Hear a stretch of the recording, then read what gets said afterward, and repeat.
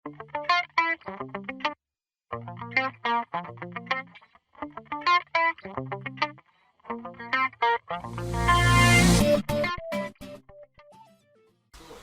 back to this now.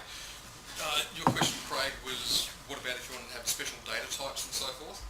Over on the database area, you have a maintenance facility for data types. Right, so as I said, these are things that you can control yourself and maintain yourself. Beautiful. So if I get things like a credit card, as an example, what you have is language justifications, rules and so forth. You can have different things in different languages if that's what you wanted to do, because obviously if it's in the native, it will be whatever. Now your rule can be as simple as a little output conversion to actually format things in the right way. But you can also have your own client-side routines, right, that you need to develop in JavaScript, because you want to do the editing and vetting and so forth out of the client side. If you're not up to that, that's okay. You can just call a pick basic routine and pass that value in and have the editing and so forth on there. That's an expensive way of doing it. But yeah, you simply define what your function is that is used to validate credit cards or money fields or whatever it happens to be. And likewise, if it's a numeric type field, we also give you an option of defining your own function for how you go and add those things up in terms of summing, because you have to sum and so on. So if it is just a straight number, you don't have to put anything in there. But sometimes people will have fields with slashes and dashes and so forth, and because they'll have check digits on them, and they need to have special rules in place. So if they do, you simply nominate what your totaling function is associated with that data type. So then the data type becomes something you can reuse as often as you want in the dictionaries. Drop them on screens, and that information will just come straight across. So it could even be, there's obviously 3 things with a credit card, or 4 things, isn't there? There's the expiry date, there's the stupid number that they put on the back, and the name that's on the card or whatever. So you then assemble those together onto a little sub-screen, so that every time you need credit card information, maybe you pop out that. Looking at that one specifically, I'd recommend not doing that, because then you get into the whole security issue, because it implies now that you're keeping credit card details on your system. And as of, I think it was January this year, the new Visa regs kicked in, and if you have credit cards on your system, you actually have to have it encoded, and that's physical encoding at the database level. So better off using a payment gateway. But I'll show you how to do exactly what you're talking about there.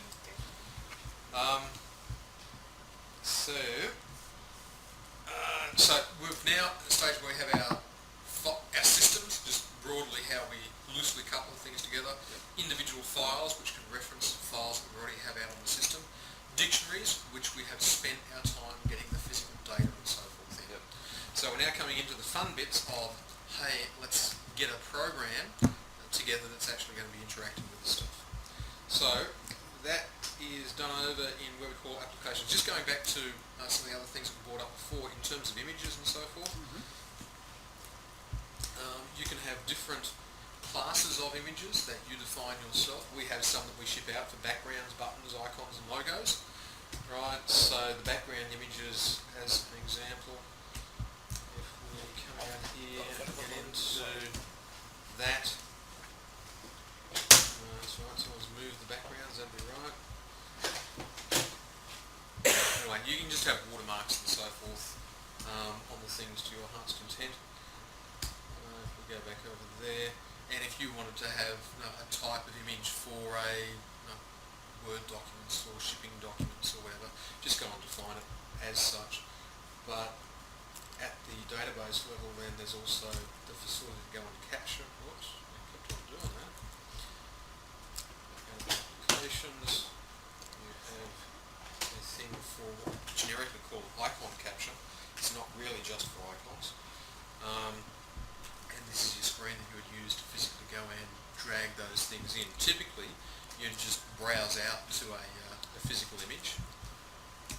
And that was an example of first time I've been into this process, so I wanted to install the ActiveX, which is our image capture ActiveX. if you had a scanner attached, your screen will change to give you your scanner type thing on path, and if there was a scanner, you simply select the scanner, scan the image and capture it, and away you go. And that's your image then? That's your image. They can be on the system. And you do that for sort of logos and stuff for That's right. Your stationery? Yep, exactly right. Part of the things that I glibly skipped over in terms of those, the entities themselves have associated with them the actual, let's see if I put new for Newcastle.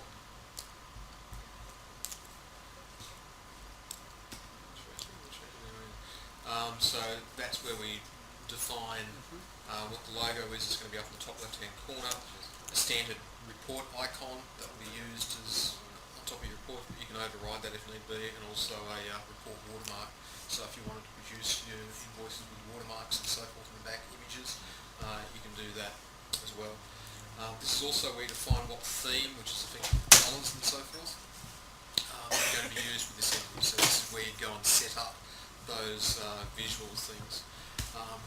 The themes and so on I'm not going to cover now. There's some more test drive CDs, you'll be able to take those away. It covers those in some detail, but under the style menu you have programs that allow you to go and set up the fonts, colours, styles, these themes, which are the combination of all of those things, action schemes, which is the colorations and so forth used down at the bottom, toolbar themes, table maintenance and so forth. Context menu themes, so when you right click on something, how you actually do that, and at the end you basically just go and compile them. And the end result of this is a thing called a CSS file, a cascading style sheet. You don't necessarily need to know anything about that apart from the fact that it produces a cascading style sheet. From your point of view, it's just a case of defining a font and defining colours and so forth, and how high notion of those things are, and what type of typeface it is and so forth, and we do all of the other hard stuff behind the scenes, so to speak. Can you pull anything off the net, say if you find a great new font? Yes, but you need to be careful with that, because if you're using a font, that font needs to be installed on the client PCs as well. If it's not on the client, then it will render it with its closest approximation, so it means that if you're using those, you are prone to heartache, so I would stick to the standard ones. What we actually did was we adopted the Windows standard things. We got a copy of the Windows XP standard, and Visage complies to that font characteristics. So this, for example, I think is a Tahoma 10 or 12 type thing. Our menus are a Tahoma 8, and we actually followed the style guide that Microsoft put out, because it sort of made sense. Okay, yes, we could have developed our own, but part of the reason of doing this whole thing is to make your stuff look like all the other Windows programs out there. Now, once more, lots of people develop their own style guides and so forth, but we took this silly approach of saying, well, Microsoft said what they're using, let's make ours look as close to what Microsoft are doing as is practical. And that's so, and it just means that things look and behave the way that people expect them to. So it's just one less decision that physically had to make. Our little bit of, not dilemma, but our consideration at the moment is that we've got Starlist with the Macs. Yep. And Caroline's looking at an opportunity, and the people that she's looking at the moment, sort of for whatever reason, they've gone Macs as well. And we're just wondering, sort of, do we even contemplate delving into that area, or Your choice. Doesn't really matter. Just can't develop Doesn't? on the Mac. no, can't develop on the Mac. no. You can't develop on it, No. but you can develop for it. Right. Right. Yes. Yeah. And I thought it may be to our advantage, particularly with the Scully's exercise, Yep. that if Caroline starts to do some development in that area, Mm-hmm. at least when we go and present to them, You'll be able to use the native thing.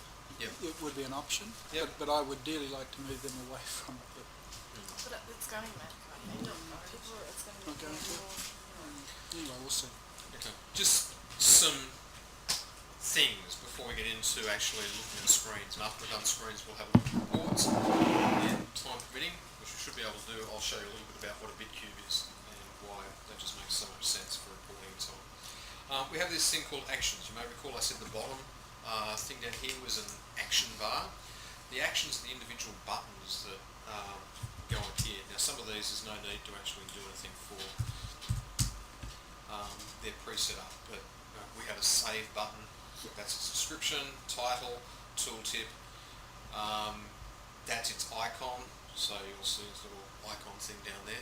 Once more, just be aware that little icon that makes things look so nice takes bandwidth. Right, so it's one of these consideration things, but I always think it looks nicer that way.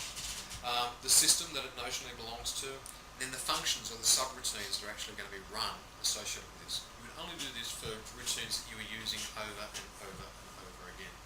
So standard things like save, delete, and some of the things that we actually have.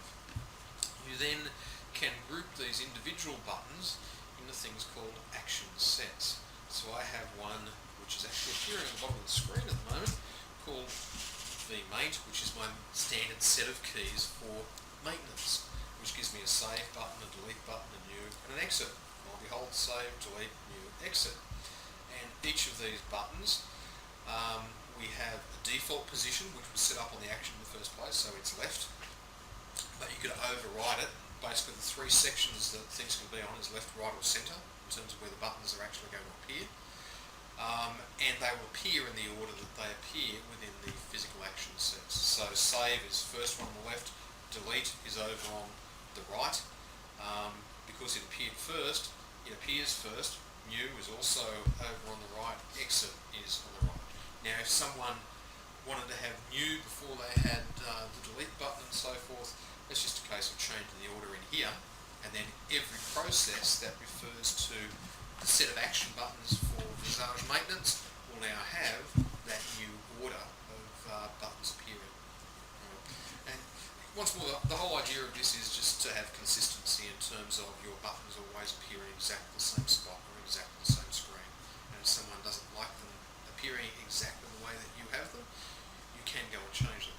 I would suggest talking them out of it, if possible, simply because from your point of view, from a maintenance perspective, it's easier when you can simply say to someone, it's the button over on the extreme right. Oops, I forgot. They were Chinese, they had it over on the extreme left, they didn't mean to save. But, lifestyle. Anyway, so it's just a reusable set of buttons, basically, and code associated with the buttons, what actually takes place. This is also where you go in and define your menus. So this is the menu structure that your application will use. So basically the menu builder, so to speak, simply has a starting point.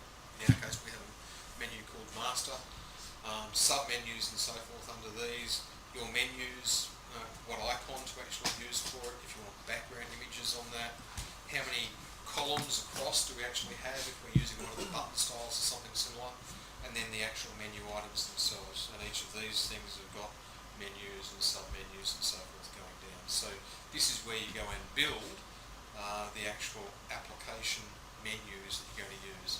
So any process that you want to make available to a user is typically going to need to be on a menu in the first place, and then you use those security profiles we looked at extremely briefly to nominate whether the person has access to the process or not. If you want to reorder those, does that little triangle move it up? It will reorder it, but it won't save it in that way. Like the reordering is generally just for inquiry screens and so forth, but it will actually remember the order that things were originally put in. So if you want them in a specific order, you would need to physically manually go and change and manhandle them into that specific order. What else have we got? Text we've looked at. No one here is after foreign language, so we won't worry about that. Application versions. This is, once more you can do this for your own applications if you want, but this is just a little table type thing in terms of what's changed in each of the versions and so forth that you've put out. So here's the things that go on these dates, and they were packaged up into a little report and so forth. So when we ship out a new version of Visage, you can go in and see what was physically changed. You can go and get that in a report if you so require to hand around to people. You can see how difficult the report is, surely. But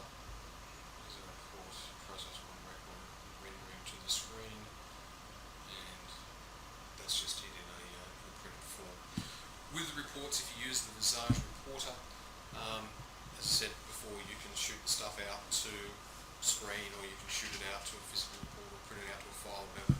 If you throw it out to the screen, you also have an export facility from here. So from here you can export it out into a standard file format, nominate where it goes to, and put it in the format you want there. The other thing you can do, if I just hit that button again, I think it came up with a selection thing. No, it didn't. This is just an automatic little one. Reports can be done two ways, either client side or server side. This thing, because it ships out with our standard product, and not everyone necessarily has the report server side type stuff, it only comes out client side. I'll show you some other things with the reports. Customers.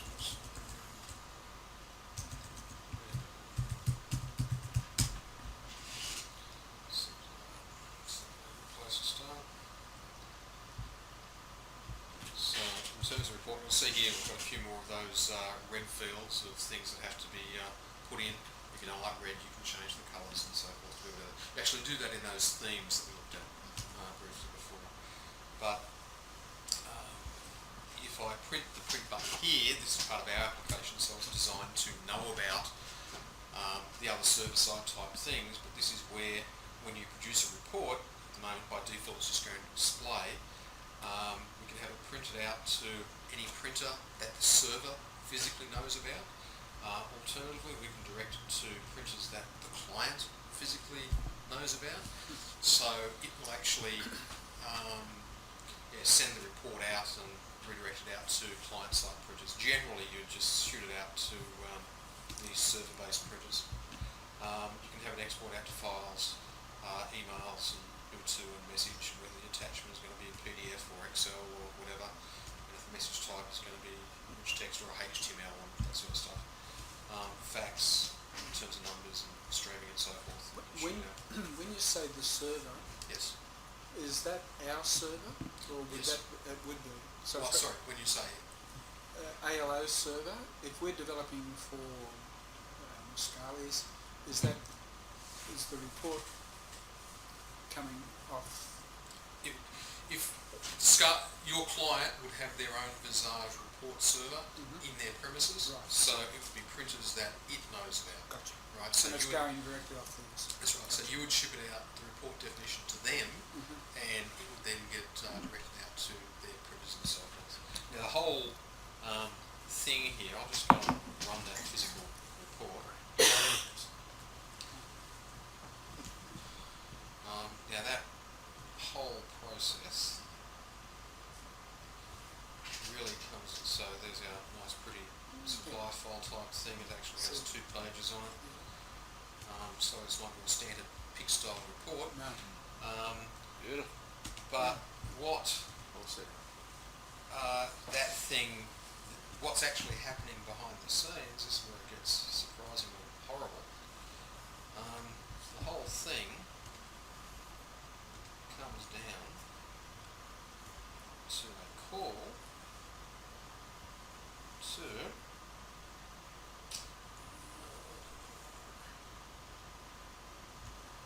that subroutine. Right, and what this subroutine does, the WL report, you simply pass it down the name of the report. So here is a design. The options, it's basically whether it's going to be run in shared or standalone mode. Values, any things you want to pass in, so I want to do it for this customer or this supplier or this range of invoices or whatever, and or selection criteria, so I want to go and select the file using this select that will take half an hour to get through, in your case, Craig. And then also delivery, right, so printer, fax, email, export, storage and so forth. That's just one call statement, and the beauty of this is that you can issue this call statement effectively from your existing green screen type environment. So actually there it just becomes an execute statement rather than a call. And I'll show you an example of that before you leave as well. That's brilliant. So it's nice and easy. Green screen. And this thing here before, like when I hit the print button and came up to those dialogues and so forth, physically what's happening behind there. I'm jumping ahead of myself, but I'm not. That'll make sense as we go along. So here's the definition. Here's my customer maintenance program. Here's the actual definition that sits behind it. So you'll see that here I have, obviously call the right thing up, Ross. Here's the definition behind it. Suppliers. Supplier.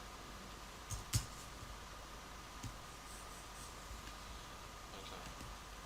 So you'll see I have 1, 2, 3, 4, 5 pages here corresponding to the 5 tabs physically down here.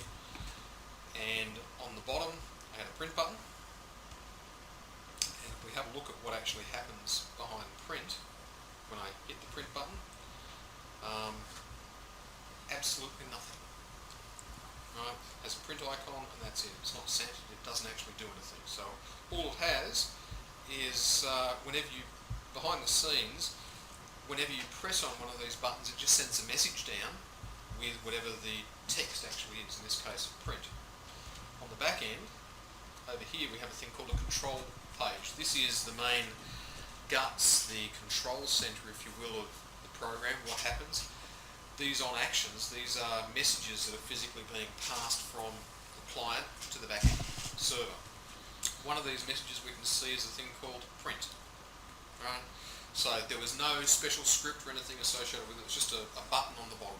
And when we click it, whatever the text on the button is passed through to the back end as a physical message. Now you can think of this on action thing as sort of like a case statement. It's a point and click case statement. So what it's saying is, when I see a message coming through that says print, this is the program or programs, or functions as we call them, that we actually do. So see a message called print, do this. We actually go and run a program called WL Report. You may recall, oops, if I get back to my help text, that was over here. I want the service side stuff. Right, which had 1, 2, 3, 4, 5 options passed down to it. Of which I've only defined 3 here. Right, now, also notice that the parameters, it knows about all of those options. That's rather magic, they're sort of in drop downs there. The reason it knows about it is because when I was over here in this, which is shipped out by us as one of the inbuilt functions, we defined what the parameters were. Now what that meant was, rather than having to write my own little program to go and call your other returns, we can just pass values directly into your programs. We know how many parameters there have to be. You'll see each of these things also has a default argument for it. So if nothing specific is identified to a call, is there something you want to pass down other than a null value? Right? So physically what's happened is it said, okay, I know how to call that particular program. I know it has 5 parameters. I will pass down the report name, APM supplier. It has slashes around it. That basically just means it's a string. So it's going to run this report. The options were modal and share. You may recall when I hit the button, it came up with a little screen on there, and that's what they call a modal screen. You can't get off that to the one underneath. You've actually got to close that one down before you get down to the bottom. And the share just means it shared the same information. In this case, it happened to share the fact that I was looking at that particular supplier. So that's why we don't have any particular criteria or anything associated with this, because it already knew who the supplier was because we hadn't called up on the screen. And in terms of delivery, once more, if you have a look at the help text for this, it will actually tell you that if you use question mark, it'll display that little selection box, which is how come when we hit the print button, we got the selection box physically coming up. So that's just a pre-built piece. So if you want your customers to be able to select where things go, call up this little box. If you want things to go out to specific specific printers or file types or faxes or whatever. No need to have a dialogue. You can pass that down programmatically. Right, so you would go and get the fax number from the customer, go and get the email address from the supplier or whatever it is, and pass that down to your physical call routine. We digress. I'll get back onto the straight and narrow for just a second. But I'll use this as the example still. The way that Visage works, a process or an application, a process is made up of one or more screens. It has to have at least one, but it can have as many as are actually required. For fun one day, I can tell you that you can fit 19 down there before you get a scroll bar. And also for fun one day, I decided to see how many Visage sessions I could have open.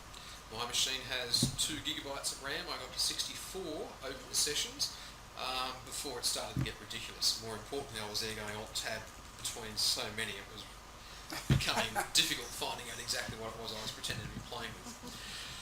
So, process has a name. Once more, you might wish to adopt those rules that I had. Our rules are pretty simple for some of this stuff. AP, accounts payable. M, maintenance.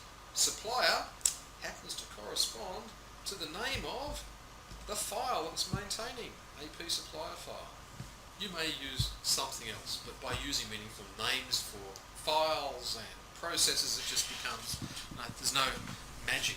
What's the process name that maintains my AP supplier file? APM for accounts payable maintenance supplier. Or you can just use more meaningful names if you want. So a title, a description, this is the stuff that appears out on the menus, the system, just categorising the thing, the icon on the menus, you may recall, I think that was it, out on the menus that were sitting behind here. I don't think I got to it by menus actually. Anyway, it's just the icon that will physically appear on the menu. The tooltip, the floating context sensitive type stuff in the menus themselves. The help, DL100 would be the key, or probably not because you would take the opportunity to make that more meaningful as well. Yeah. But that's going to be help about the program as a whole. Then the discrete web pages that go to make up that application. Now I'm just going to deal with that bit first, and to make sure I don't stuff things up well and truly, I'm going to have a brand new process. I'm going to call it Ross. There have been more than a few brand new processes before today, so I'm actually going to call it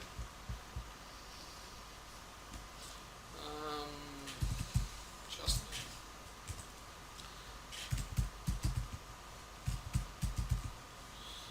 System, I'm going to call it allocated to my tutorials thing. It doesn't really matter. You don't need to put an icon in there if you don't want to, but once more, it's one of those things. It's going to be in a menu, and people are going to want to see icons. I have to come clean now. One of the biggest challenges that you are going to face in developing your applications with Visage, the biggest challenge we face on a day-to-day basis, is to find icons that are appropriate and convey meaning. And I've spent ages downloading icons to try and find ones that look like the Microsoft ones, and just for things like the save and delete the X and things like that. And yeah, fun and games. Now. We ship out a few that we've found, which we thought were moderately useful. I don't think you get all 488, but yeah, there are some in there that can just kick you off in terms of what you got. If you can go and buy icon packs as well. The later ones are more like the Microsoft, what they call alpha blend type things. It's just one of those things of, it helps in terms of the overall look and so forth. Tooltip for the application when it's on the menu, we've talked about that. Help thing, web page is the name of the web page that goes to make up this application. It doesn't have to pre-exist. Oh, yes it does. What a bummer. Which is okay, because from here, and this is the way that I would normally do it, it's now rejected that as that web page just me, doesn't exist, got no idea what you're talking about. I can just right click from here, as I can right click from anywhere, and go to the maintenance process. Right. So from here, this is a test. Navigation bar title will just be test. That navigation bar title is the text that appears over here on the left-hand side. The icon, if you want to have a little image there, remembering the cost in terms of transmission time, but also remember the wow factor in terms of, hey, look, it's got a little picture. If it makes someone use it.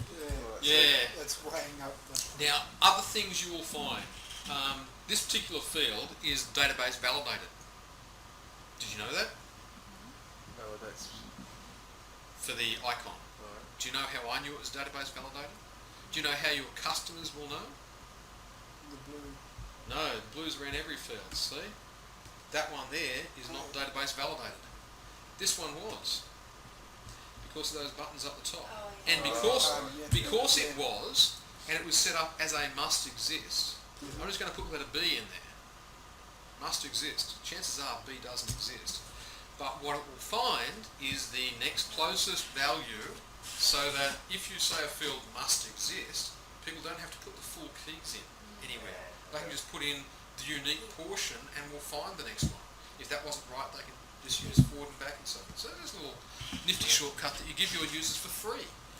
Right? This is a nice little usability thing. Help screen. Right? Help text associated with this particular screen, because screens can be reused in multiple processes. I'm showing you how to do this the cheating way by going through the application menu. The real way, well actually there's no such thing as a real way, but another way that you could do this is to not do it, well, that was the one I was in, I don't do that. The other way you could actually do this is come out to the design menu, say you want to design screens, and just go into screens by themselves. Okay? The whole thing is there isn't a right or wrong way of actually doing it, but if you are developing an application, if you have your dictionaries there, the application will largely write itself.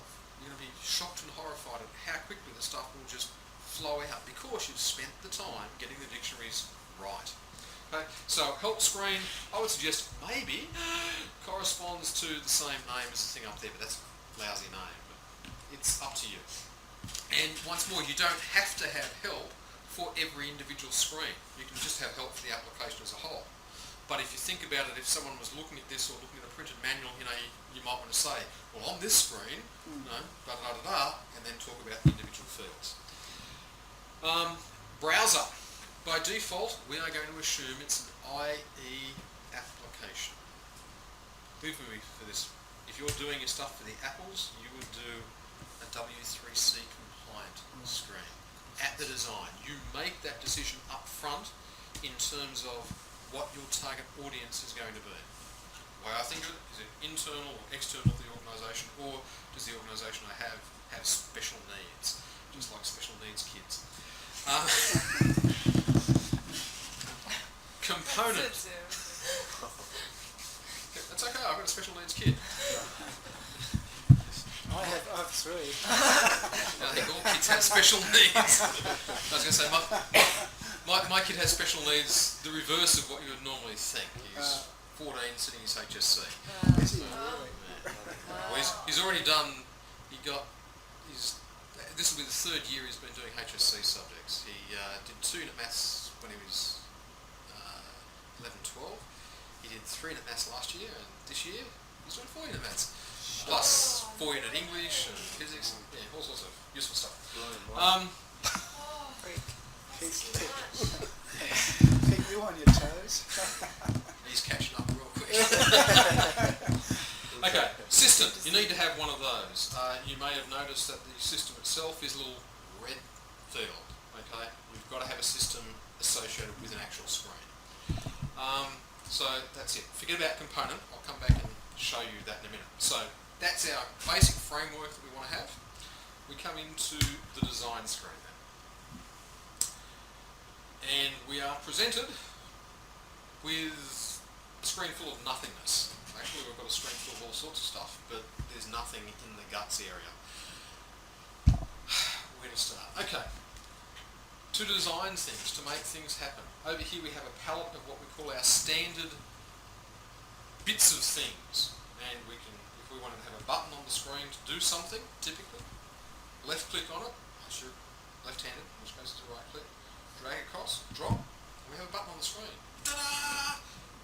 Technology is marvellous. If you wanted to put a box around that, you could put a frame and go and group together a whole stack of things that fit together quite nicely. Of course, it then may become more difficult to hit the button once the frame is there.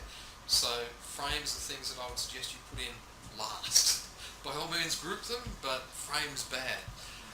So you can move things around to your heart's content. To delete it, just have it selected, hit the delete button on the keyboard, or have it selected and right click. As with most Windows, there's a whole stack of magic behind the scenes, but if you right click on one of these things, you can go and search, cut, paste, copy, delete, select everything, have a look at that, go to help and properties. But we can have a display field in the display area, and we might also have our word processor in a box, which isn't there. Most distressing. Where would our word processor in a box be? ActiveX controls has a whole host of things. And when I say word processor in a box, I really mean that little composer thing we had before. So that's an ActiveX control as far as we're concerned. And I'll actually get rid of that. But other things that fall into this ActiveX control, the things that we've talked about in the past, a bitcube, you'll get to see that later on, a calendar, the composer box, and the calendar just looks a bit like that. A fax viewer, so if you want to let people be able to see faxes on screen, I'll show you that in a second. Graph multimedia viewer, so a player type thing. A PDF viewer, scanner, so if you wanted to let people be able to scan an image, it's just a case of dropping the scanner on the page and away you go. Tabs, they're useful, we've sort of seen some of those before with tab set type things. Trees are also useful, and also iframes, embedded frame type stuff.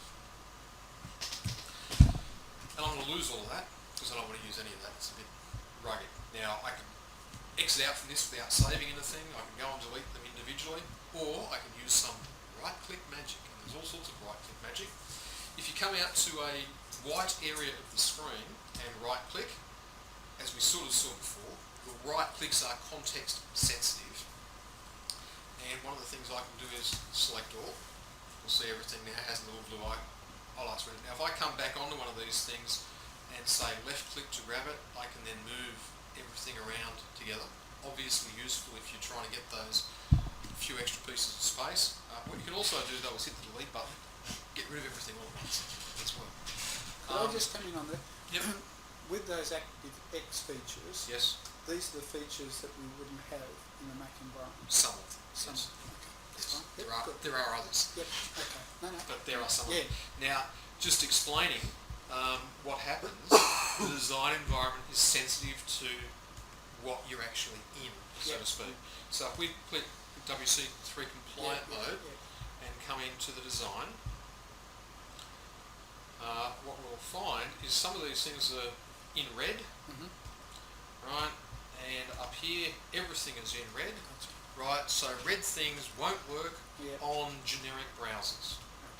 Right, so you lose things like combo boxes and radio groups and marquees and all of those ActiveX things and so No, forth. that's fine. Thanks. So if you were setting up something that's a tree structure like a bill of materials, would that be the tree thing that you put there? The tree from that context is probably more as a... look, you could certainly visually show a bill of materials if you wanted to, or something like that within that structure. Like anything that could be presented as a tree, you could certainly use that structure. Like I have... So like a drill down type inquiry, sales inquiry or something like that? All that sort of stuff. Like I have here somewhere... that's an inquiry, okay, that'll do. So here's a little thing we have for document control. So here's my various levels and so forth, so I can get down to the individual things by just using the tree structure over here. Right, so what is actually there is going to depend on the application and so forth itself, but it's just an exploding thing with as many levels as you actually need underneath.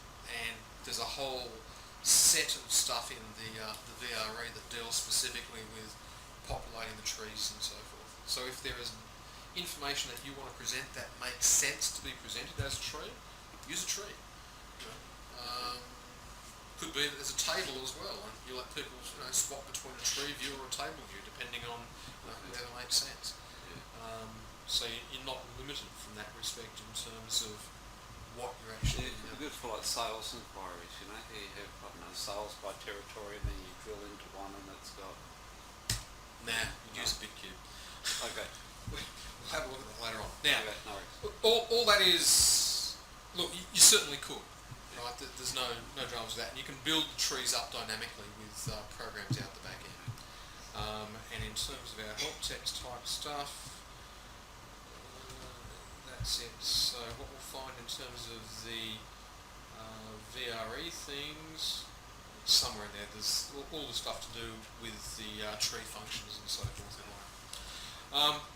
So dragging things across on the screen just as a random thing is totally useless, really, because what you really want to do is interact with the database. You see over here there is a tab called DB Fields. So if we left click on that, the standard button is dropped down the bottom, so that's our standard palette that we want, our database palette.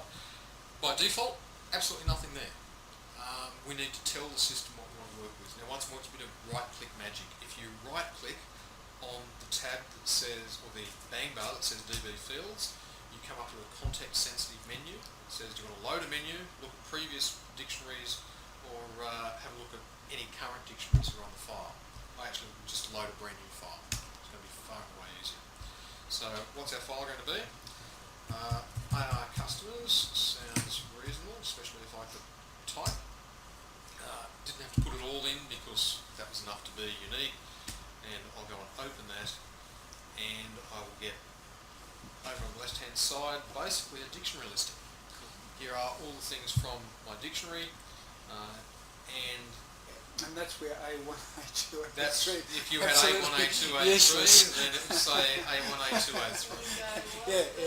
Well, actually, no. Even if they're called A1, A2, A3, these here are the tags. Oh, Remember on the dictionaries you had the tag? Okay, so it's Right. not as... It's not as bad as you would right, think. true, yep. Right, but it's certainly not good. Now, there's a couple of things to note here. Some of these things have got little yellow bits around them, like the customer code here. That normally indicates a field or an attribute 0 type thing. I've got some furfies in here. My address in full is also showing as an attribute field. Now, the reason for that, in the middle of that, I'll just open this up as a new window. If you spawn a new window like this, the spawned one doesn't have a little bang bar thing up there. We vacillate between should it be there, should it not. It's just a case of it becomes so easy to get yourself so knotted, limited, so that you come back to the one thing. Now the reason that was coming up as a pseudo field is because it's tied to attribute 0 on the actual dictionary. Even though the dictionary definition itself, it's because it's an F correlative and all those sorts of things. So I probably shouldn't have used attribute 0 for the actual database definition. But what the designer does is anything that is from attribute 0, it puts a little yellow tag on it, a yellow box, and that just means it's a key field. Right? So if we're talking about stuff for our customers, I would think that a key thing we'd be interested in is our customer code, and just drop it across. Now, by me just dropping that across, I've done a lot of programming. Because I've specified my file originally, I've specified my dictionary, I've specified all of those other files that the thing actually related to and so forth. So I've done a lot of stuff just by dragging that across. Now I'm going to keep this nice and simple. So we're just going to put in, say, the account name.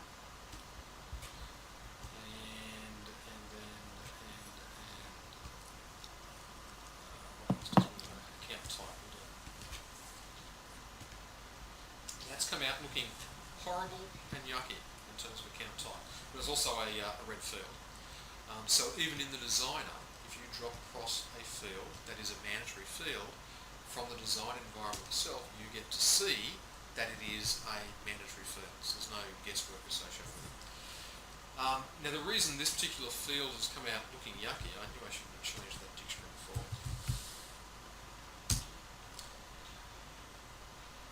It's one of these interesting little things. The little thing goes like this. The dictionary itself, file, should have put more in there,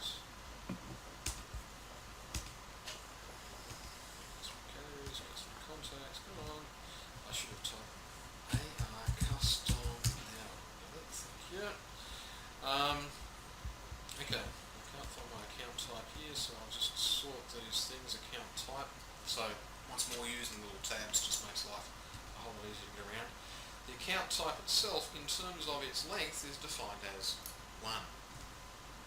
On my pick dictionary, it's O for open item or B for balance forward. But of course, I've said that this is a select box.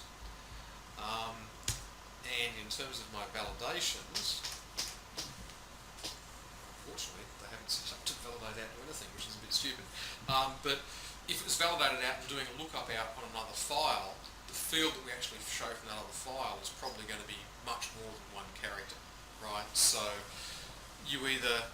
what you would typically do from the design environment to counter that is just grab hold of the thing, move your cursor, depending on where you put the cursor. If it's in the middle, you'll get this little 4-way movement thing, which means you can just drag it around. If you come across here to the right, you get the arrows just that way, so if you left click and pull, it will actually stretch the field out for you. The other thing that you can do is some right click magic on a field. If you right click and come to properties, you can get to see all of the stuff that's been inherited. Now the first thing that you'll note is the name of this field is AR customers underscore account type. Corresponds quite nicely. Did I shut that dictionary down again? Just call me foolish. Get that guy in again. Wrong name. I'm sorry.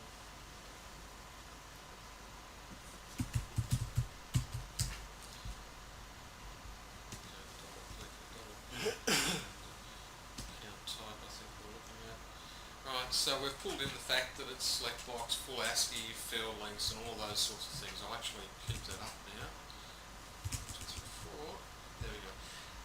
But more importantly, the name of the thing is made by the file name, underscore, which is once more a character that you can't use in the dictionary name, followed by the actual name of the dictionary item. Where this becomes really nice isn't so much for things like that. Well, it is, but once more we use this nice regular naming scheme, and if I get, say, salesman, someone was talking about before, so down here somewhere I have a salesman. If I come and drag and drop it across, there's my salesman field. Pretty simple.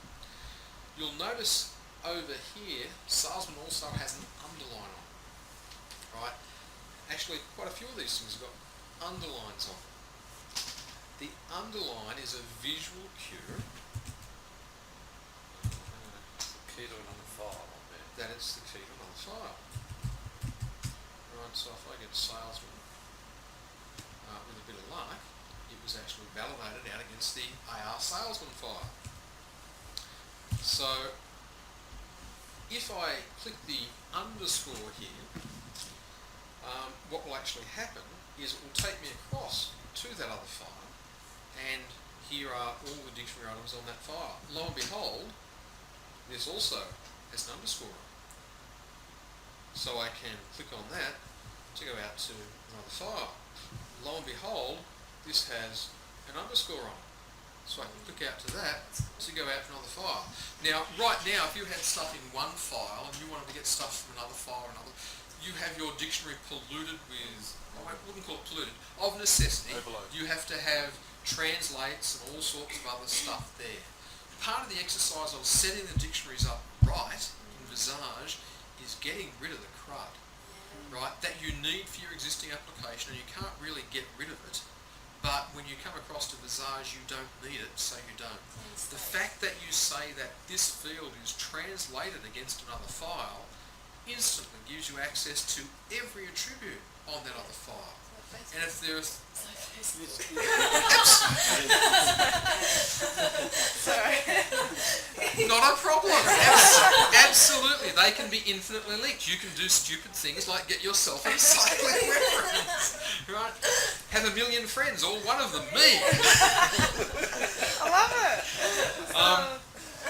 But yeah, so now up the top you will see a couple of things. Over here we see the website we're actually dealing with. We're in the Visage Designer, it's version 7. I'm working on a page called justme.htm. In terms of my files, I started off with AR customers. I then went out to the salesman file, From there I went to the entity file and finally I got a file name out there. So you can actually see Process. the actual tree of how did I get there. Yep. Now your how did I get there was just click and that's it. Behind the scenes, if the system needs to go and open files, read files, no, all that stuff is just taken care of. Right, so you don't have to worry about those things at all. So I can come and drop something from here across. Now it's going to end up with a gosh awful name, right? Because it has that whole thing out the front of it, and at the very end it will have the actual data element and so forth there. But anyone can look at that and see where we started and how we got to the end.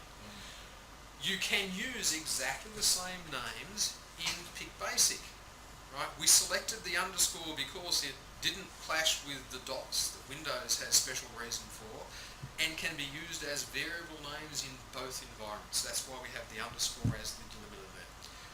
And you can have relationships as tenuous as you like and it will go and do the right sort of stuff for you. And the real beauty is no programming associated with it. Just drop it, thing, that's what I need, hey presto.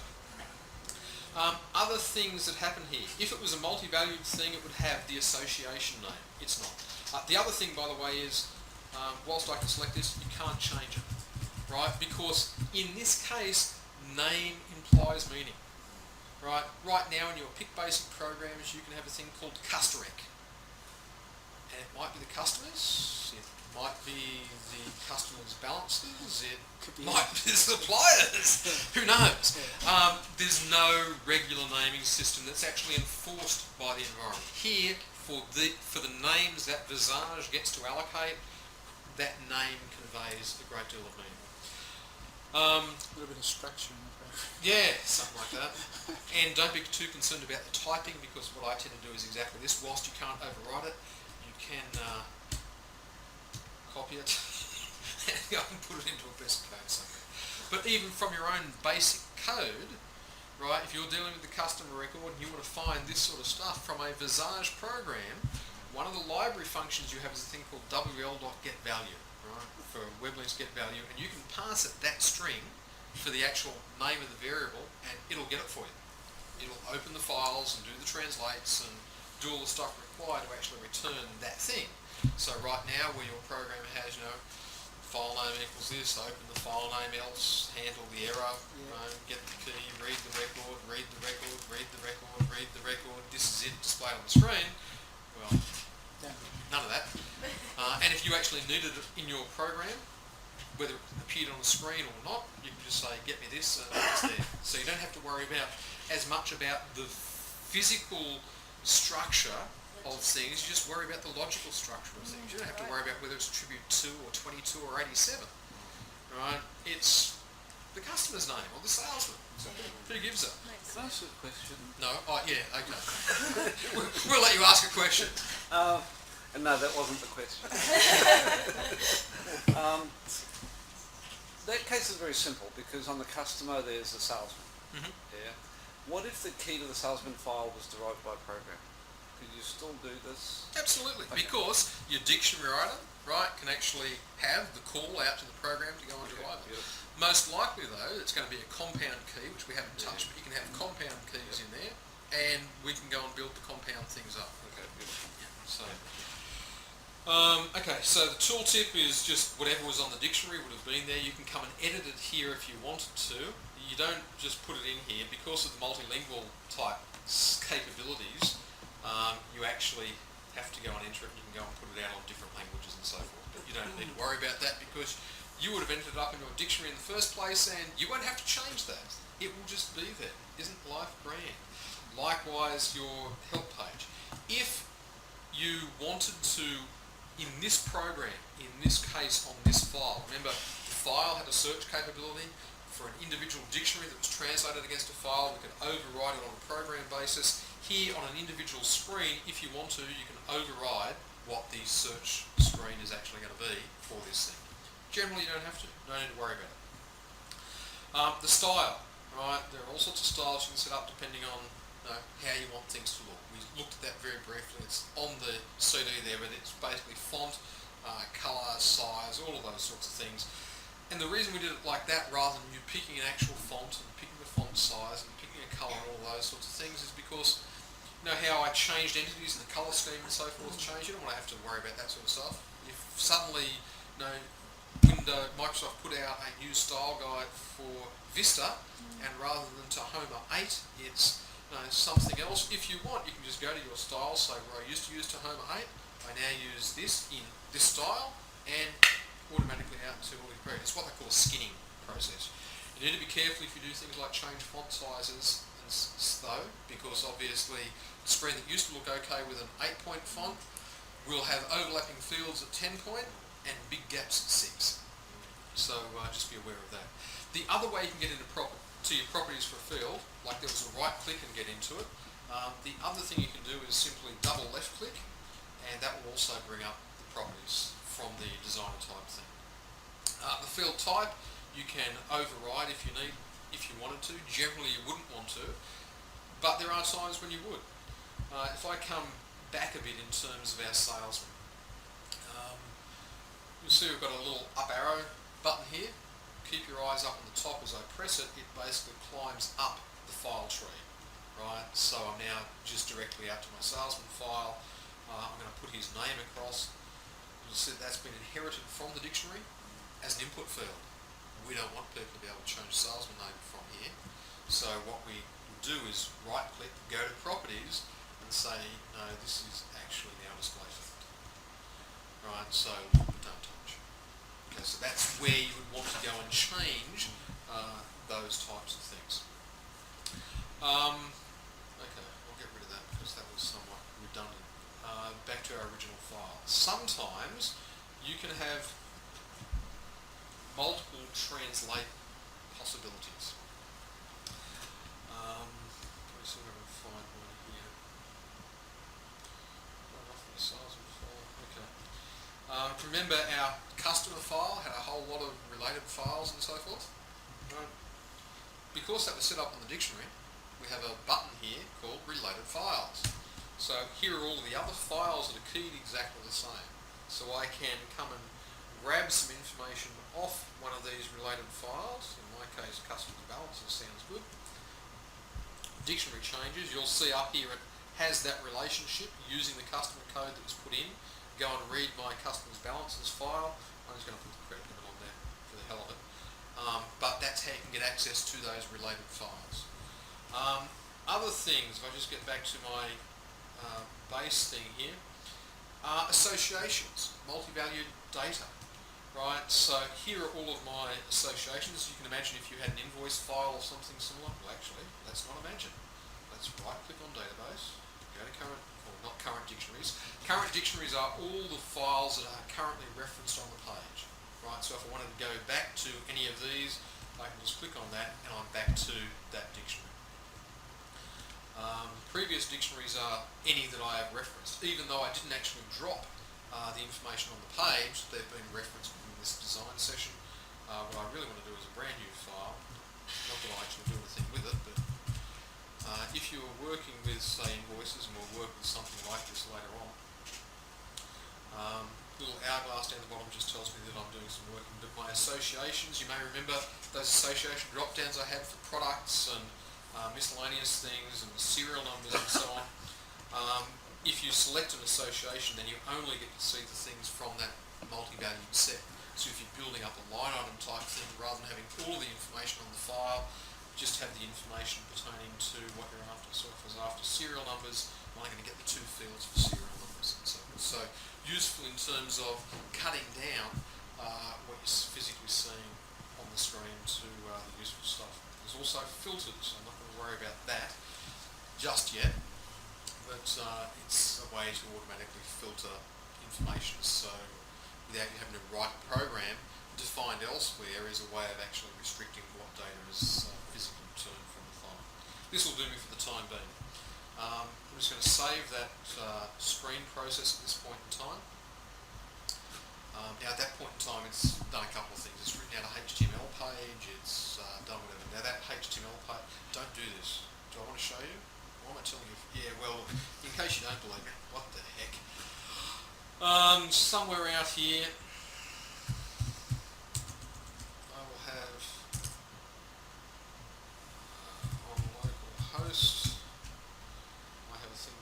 Visage webs. On there we're working with Smart Safe.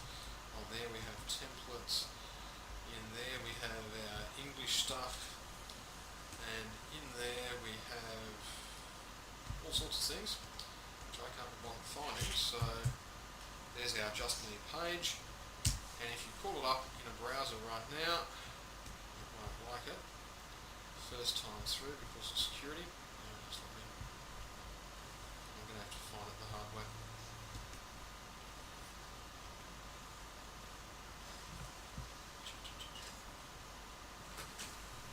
As you can see, we have just a few pages. Next page.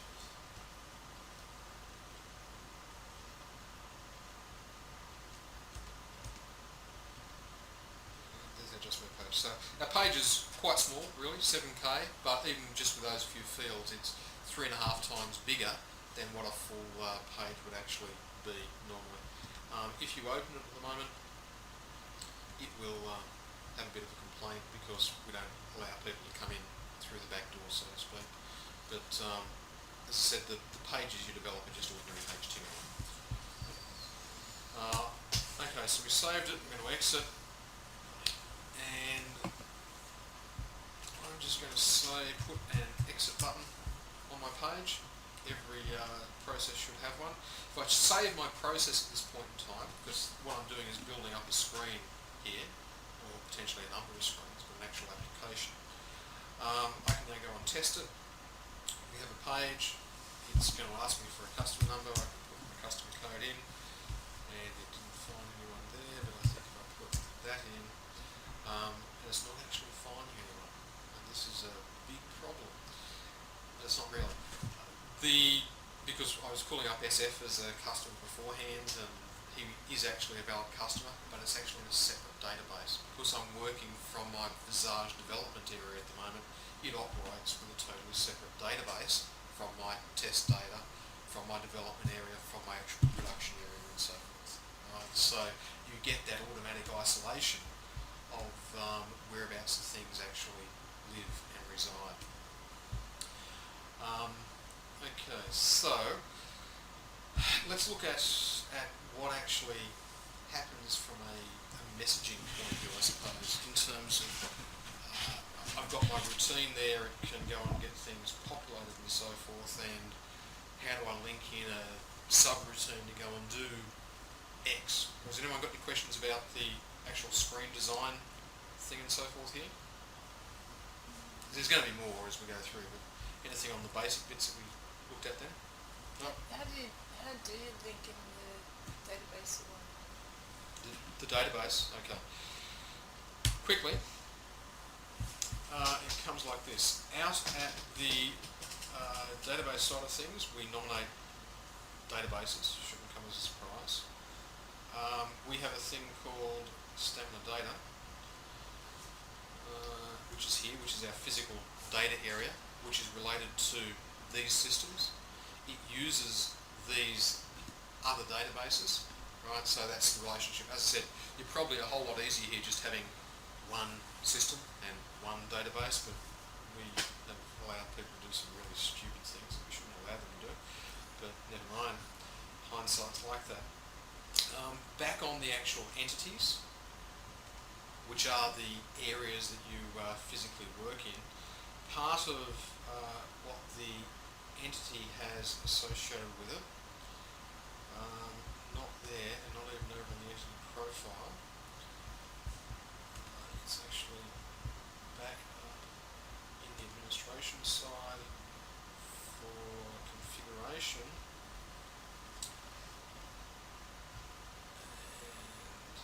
And physical accounts. Right, so I have an account called Devil, which is our development type account, and that's a physical account. Here are the databases that it physically uses. Now once more, you would normally have this as a single database, and if you have nothing else defined for it, like if you don't have multiple development areas and so forth, anything that is using information from the stamina data database will automatically go and pull things out from those areas. But here you'll see that I've got my data coming from that account my program's coming from this account and some other programs coming from another account. So it's actually just, it's one of the things that you set up once and then forget about it, because in a real environment, you're only going to have everything probably in a single account. You're not going to have the complexities that you have in terms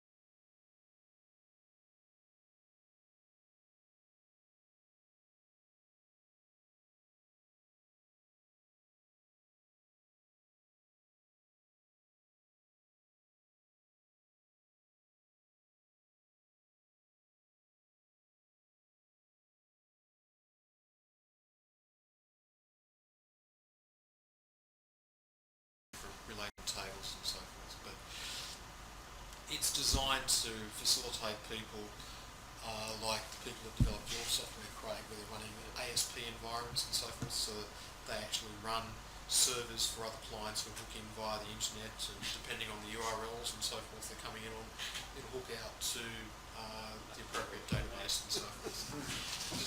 You're probably not aware of that side of their business. Oh, well, yeah, all the people that employed me were away last week. I turned up on Monday and they said, who the hell are you?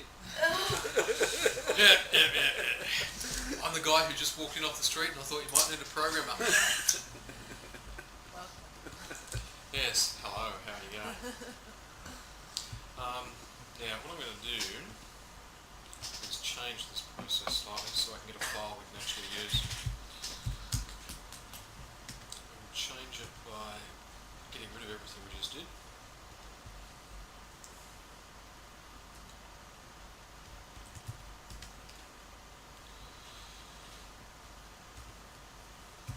Because those files aren't going to be valid for our test data, so I'll just use a cut down version. And this is something that does ship out with Visage itself, just a very simple little database for customers, customer name, and credit list. I'll just keep it that for the time being. Just some other things in terms of designer. You may drop a whole stack of fields and so forth on here, and you want to throw something else in the middle. That one actually displays. So you've got a screen that looks like that, and you really want these to be one under each other and nicely lined up and so forth. Standard Windows sort of stuff, if you hold the Control key down and click on additional fields, you can click other things, so to speak. Once more, right-click magic, right-click on any one of the fields you've just selected. There's a whole stack of stuff you can do. You can cut, copy, delete. You can justify horizontal, align horizontally. You can justify a line, space a line. Generally, what I would do would be, say, a vertical space alignment, and that will get me halfway to what I want. And if I just do a justify a line, it's probably the real thing. I'm tired out because of my space. There wasn't enough space between the fields to actually give me what I wanted. And behind the scenes, sorry, I got to this by just double right clicking on some blank space on the screen. These are properties for the screen as a whole. Now, a couple of things have happened here. First is my grid size. Behind the scenes, there is an invisible grid. You can actually make it visible if you want, which is basically a snap to grid type thing in terms of where things go. And at the moment, that's 20 pixels apart. So because of that snap to grid, there wasn't actually enough space for these four fields to fit within the thing. So what I could do is either A, space the fields out further, or B, cut my grid size down. So depending on how finely you want to align things, you can get out to 50, you can get down to 1 to be quite precise. The other thing you'll see that happened is when the labels came across. The tags were up on top of the screen. If you don't like that, you might prefer to have your labels underneath, to the left, to the right, or free.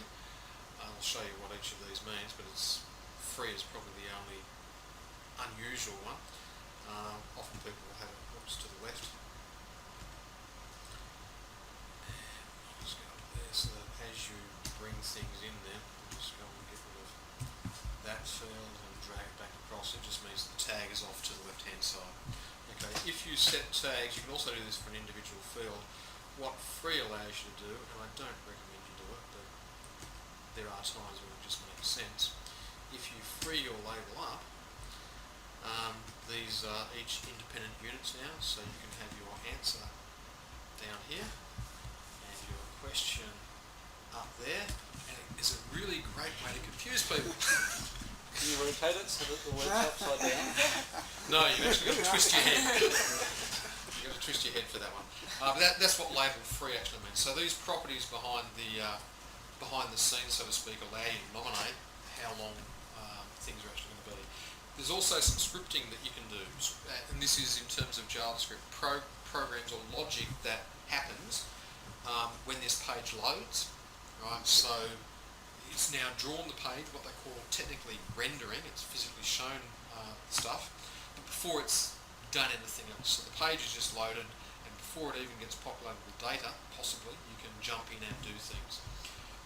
You can go and capture things on exits. In other words, if someone is leaving the page, you can go and have it do stuff. Whenever a key is actually pressed up or down, you can go and link other logic in. About the only time people really link things in is on load. For where you're at the moment, forget about it. You don't really want to need it. There's other ways of capturing that stuff as well. This is also, though, where you can change your screen size. So at the moment, I'm using the current resolution of the screen that I'm actually on. It could be that I just want to have a little floaty, windowy type thing. So what I can do is say, find me the current minimum size that this will fit in. And if we apply that, the size has come down somewhat from what it was. Because of where that was positioned, it's not going to be real small. That there, actually I might fix those up. And when the labels are free, when you call up properties, if you click on the label, you just call up properties for the label. So the only thing the label has associated with it is its caption. Once more, you can change this if you wanted to as a one-off type thing, but the question then becomes, why didn't you change it on the dictionary? Right, so better off to go out to the dictionary and go and change it. You can also change its position, that's only because it's free. To set things back the way I want, we need to come back to this field, which is the actual data element for the field, come to its properties and say, look, the label really should be up above it, because that's what I want, or to the left or whatever. General rule, I find tags on top work for most fields, except checkboxes and radio buttons, which is where you would actually want to have the button typically on the left-hand side. And that's just a visual style thing. That, to me, mate, is easier to read. This, to me, is also easier to read. However, just be aware when you're developing your screen that you will obviously be using a bit more screen real estate than you might necessarily, because in terms of how close these fields can be and still be readable, so to speak, is defined by, or it's reduced because I've actually got that tag up above. If I had them hard up against each other, you could fit more information on the screen. But don't do that to your customers, it really becomes confusing. Right? But whatever you select, once more, one of the decisions you need to make, Craig, this decision's already been made for you to a certain extent, determine what your standard is in terms of whereabouts your tags and so forth are going to be, and stick with it. Right, now we have exceptions. Our tags in our processes are always on top, except radio buttons and checkboxes, where they're to the left, because it just looks right. There's downright stupid otherwise.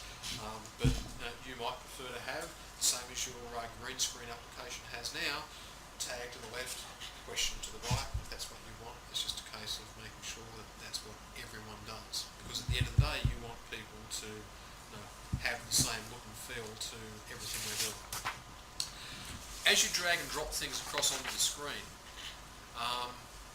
the order that you drop them is important because by default, that's the order that these questions will physically be asked. If you want to change the order that these questions are asked, because you didn't drop them in the order that you actually wanted them to be, once more, just double left click or right click and pull up properties, and you can come in and edit the tab order. Here's all of your fields, and you can simply move the things up and down to your heart's content. So if we wanted that one to be asked up there, that one down. Now you can change these properties programmatically while it's an operation, can't you? Like that allow tab or Yes. or you know. Yeah. So even once the screen's painted, maybe while you're going through the screen, you could actually probably change. Based on actions, you can change things, disable them, make them disappear, and so forth. Yeah. Okay. Once more, I would suggest that what you do is have the thing in its everything switched off mode type thing, and if you answer a question where something becomes available, put it on, rather than doing the other way of turning that question off when that condition is met. Once more, it becomes part of your standards in terms of your process flow and so forth, but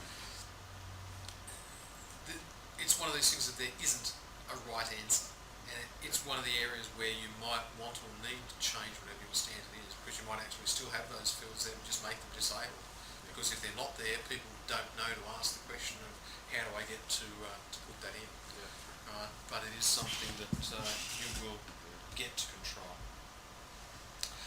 So if I come down to my current minimum, now we'll get a square box type thing, and if I had started these things up here, like if I had known initially that I was going to do this as a little floaty screen type thing, I probably would have designed them with these up here in the first place.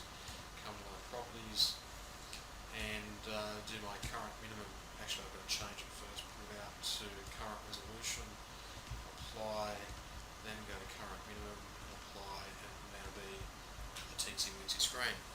Alternatively, we were talking before about to scroll or not to scroll. That's the question.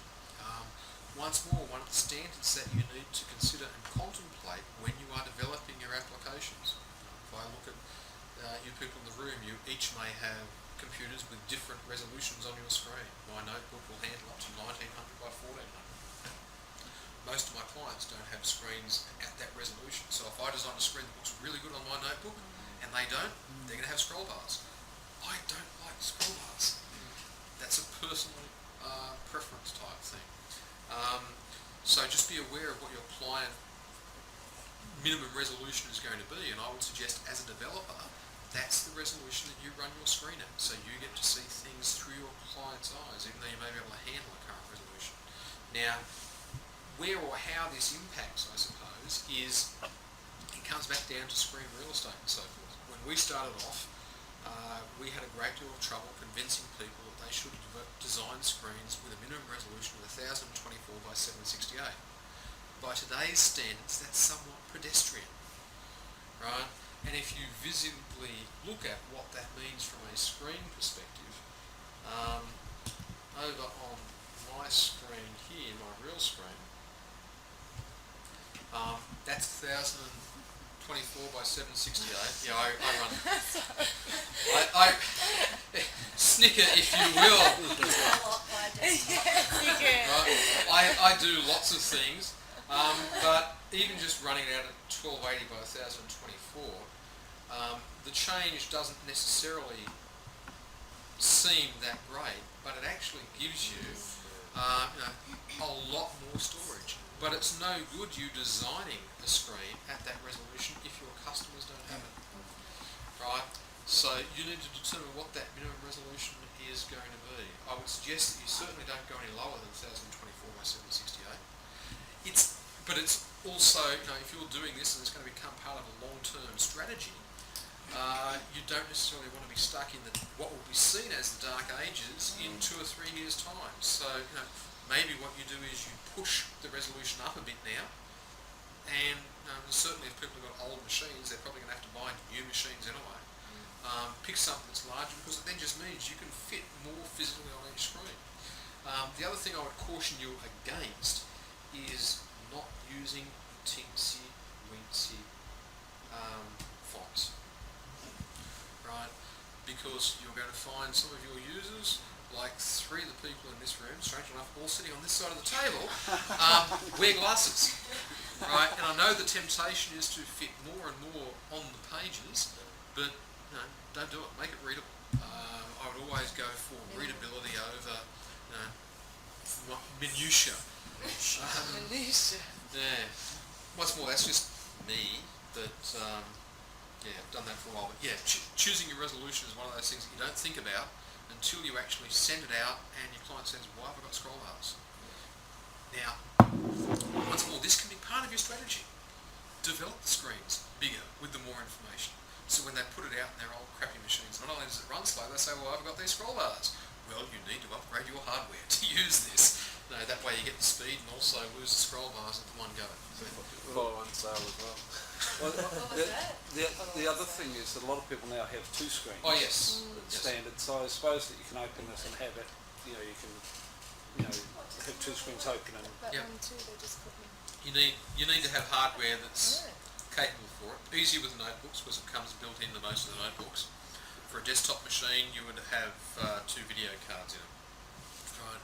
It's something that developers would have more so than end users, but it depends. If you have a look at, stay up late at night and look at the guys at ComSec and so forth, you'll see that their traders have multiple screens physically sitting there, so they can be doing stuff on one while they're watching their share portfolio on the other.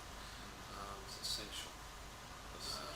It's not essential, but it certainly can be nice from a design environment. It certainly would have saved me having to go alt tabs and so forth, because I could have had those things open physically on another separate machine or physically on a separate screen to be able to get to more readily. So yes, multiple screens is supported under XP and Vista as well, and highly worthwhile. Process definition, I think that's the one I'm on. Go back to this. Okay, so that's our little screen there. Now the reason I went on to this is because if your screen is at the resolution of your clients, then you can just say current resolution and design to get no scroll bars, and you're right. If you want, you can do ridiculous things. We give you that capability. So you can say, I want a custom screen, and my screen width is that many pixels, and these are always in pixels, and that many pixels. So 100,000 by 100,000, no problem at all. You will end up with scroll bars. But you can certainly fit a whole lot more on the screens. Don't do it. Don't do it. Scroll down. But Forever. be aware that you can do it. Okay, is probably the thing. So if you wanted to design your screens, and like I said, Craig, the people who developed your application, have scrolling down the screen rather than across, so you can actually design your. If I've got to have scrolling, I don't mind scrolling in one direction, not both. So you make your decision whether you're going to allow scrolling down or across, and don't. Once you make your rules, don't have some down and some across. Right? Better still, don't have scrolling. But that's mainly because I don't like scroll. Have I mentioned the fact that I don't like scroll bars? I haven't. First time. I'll share that with you again later. There's a lot of things you're going to share later. Have to go for a drink. I thought, are we staying overnight though? Okay, so that's a little process. That's save will come, and now if you say that you're if you have an update variable is really which files you want to update, right? Without an update variable, I'm just going to do this. I can come in here. Just in terms of the tables, the buttons here, plus puts a new row in on the bottom, X gets rid of a row, that little up arrow thing will insert a row above where you are at the moment, so reasonably straightforward. I'm just going to do that and add my standard set of maintenance buttons. These are buttons that are shipped out, so you'll have VExit and VMate and so forth on your processes, so actually I'm going to put an exit button on there. Every process should have an exit button. Save my process. Now I can come in here to my customer code. Hopefully I'll actually find some. Okay, to get my buttons, and that's because I'm in test mode, so just let me go and redo that. You may recall originally when we had a look, my screen or this website was set up for full caching, which means that it caches absolutely everything, including the XML and so forth. Now, what that is doing at the moment is I'm not getting my right buttons physically coming through. So to fix it up, you have a cache button up the top. It'll actually go and clear the cache. Now, from a developer's point of view, when you're actually establishing your websites, you probably wouldn't have full caching turned on. There's actually a developer option there in terms of your drop downs, which will cache the things that you get benefits from and turn off the things that are going to get in your way. So now we should have our save and delete buttons and so forth there. Now with this, if I go and make a change and change him to be that and hit the save button, a couple of things to notice. Our default behaviour here, you may have expected when I hit save that it would clear the screen and be ready for the next one. That's okay, you can certainly do that if you wanted to. But what we did when we looked at these options, we said, well, that's what we used to do back in green screens. What do people do out in Windows? And in Windows, it's not uncommon for people to be in Word and just to be safe, so they'll be halfway through and save. And they don't have to start their Word document or whatever, they just keep on going from where they're up to. And that's what we modelled our behaviour after. Things like Word and Excel, so you can be there, you can hit save, providing all the mandatory fields are in place, it'll save it at that point in time, and then you can just keep on going as a measure of security. Anyway, I've changed his name to be Ryan the Great. Save, click New to get rid of everything. Forward calls up Ryan, and we haven't got Ryan the Great. Bugger, Visage is really lousy, doesn't update files. I don't want to use this. What's happened? And what's happened is that we didn't tell the system to actually go and update that file. Right, in terms of, even though I had buttons on here that said save, delete, and do all these other things, it didn't do it because it didn't know which file or files to physically update. Right, so whereas in your program at save you would normally say, write record out onto this file, same sort of thing applies here. If you want it to actually go and update one or more files, you need to specify what those one or more files are. So in this case, 2T customer is the name of our file. If you want it to clear the data, right, when you save the thing, you put a C in here for clear, right, as part of the option. So you can control this. We now come and save our process definition and test it again. We'll call up this guy, we'll call him Ryan the Great. Again, hit the save button. Oh, data cleared. That's always encouraging. And more importantly, when I go forward now, we even have Ryan the Great physically in there. Okay, so the fact that you have buttons on the bottom of the screen that say save, delete, and all these other things, right, unless you actually have the update variable here, will do absolutely nothing. Okay, the update variable also triggers some other behaviours.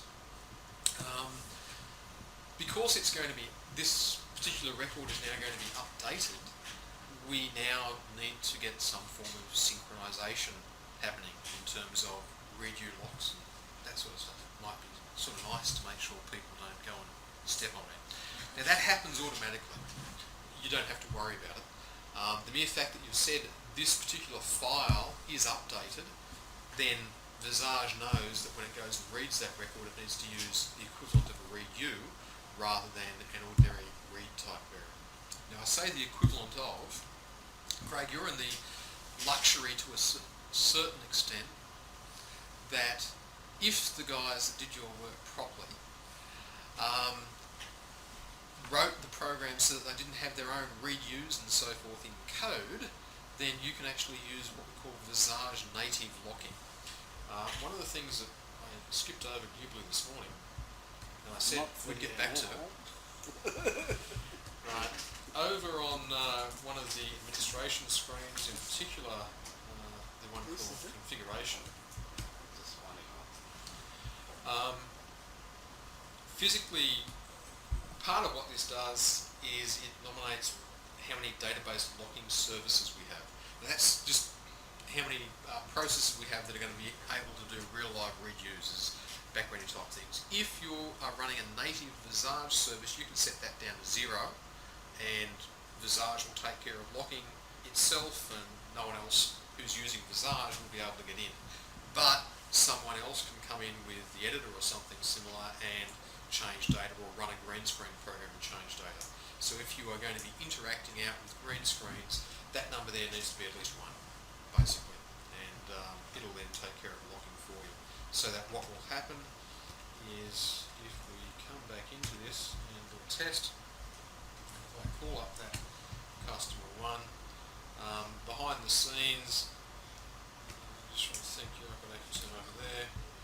So if we do a list locks, somewhere down here we're going to have stacks of locks. Hopefully down towards the end.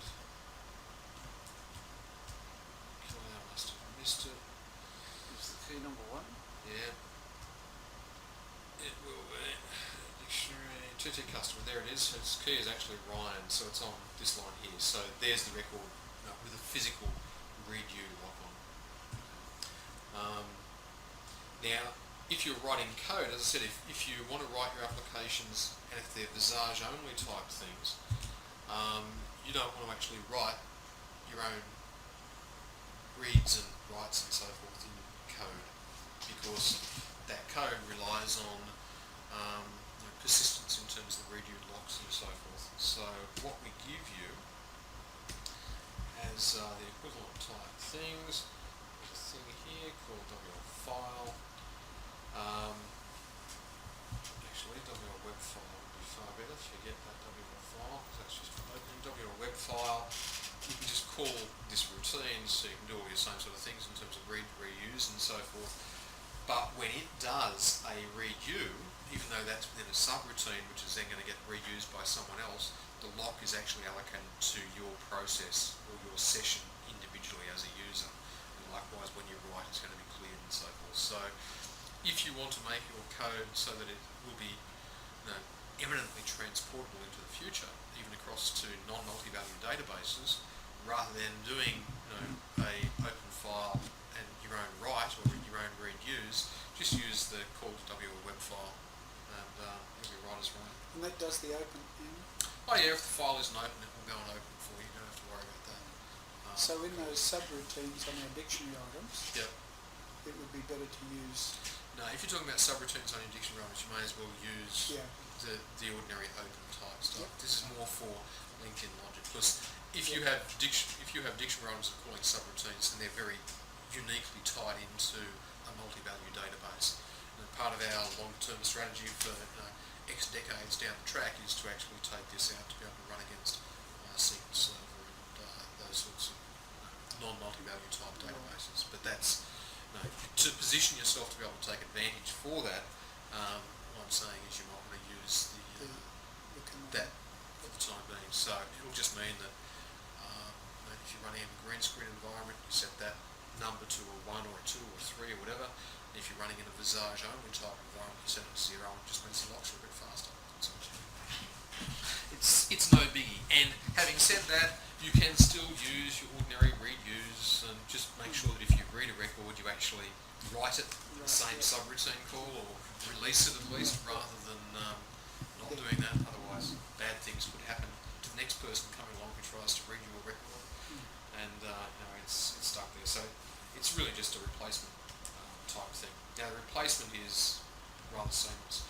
Now while we're here, I just want to show you how do you get data in and out of fields and so forth. And there is a thing here called WL get value. So this is where you would do a call from a pick basic point of view to WL get value, file name, underscore field name, and pass it back to a variable of the same name. That's how you get access to persistent storage and so forth. So if I just show you an example of that, and also its corresponding set value, and I'll show you some other things that happen. Don't need that anymore. Okay, we don't have that one.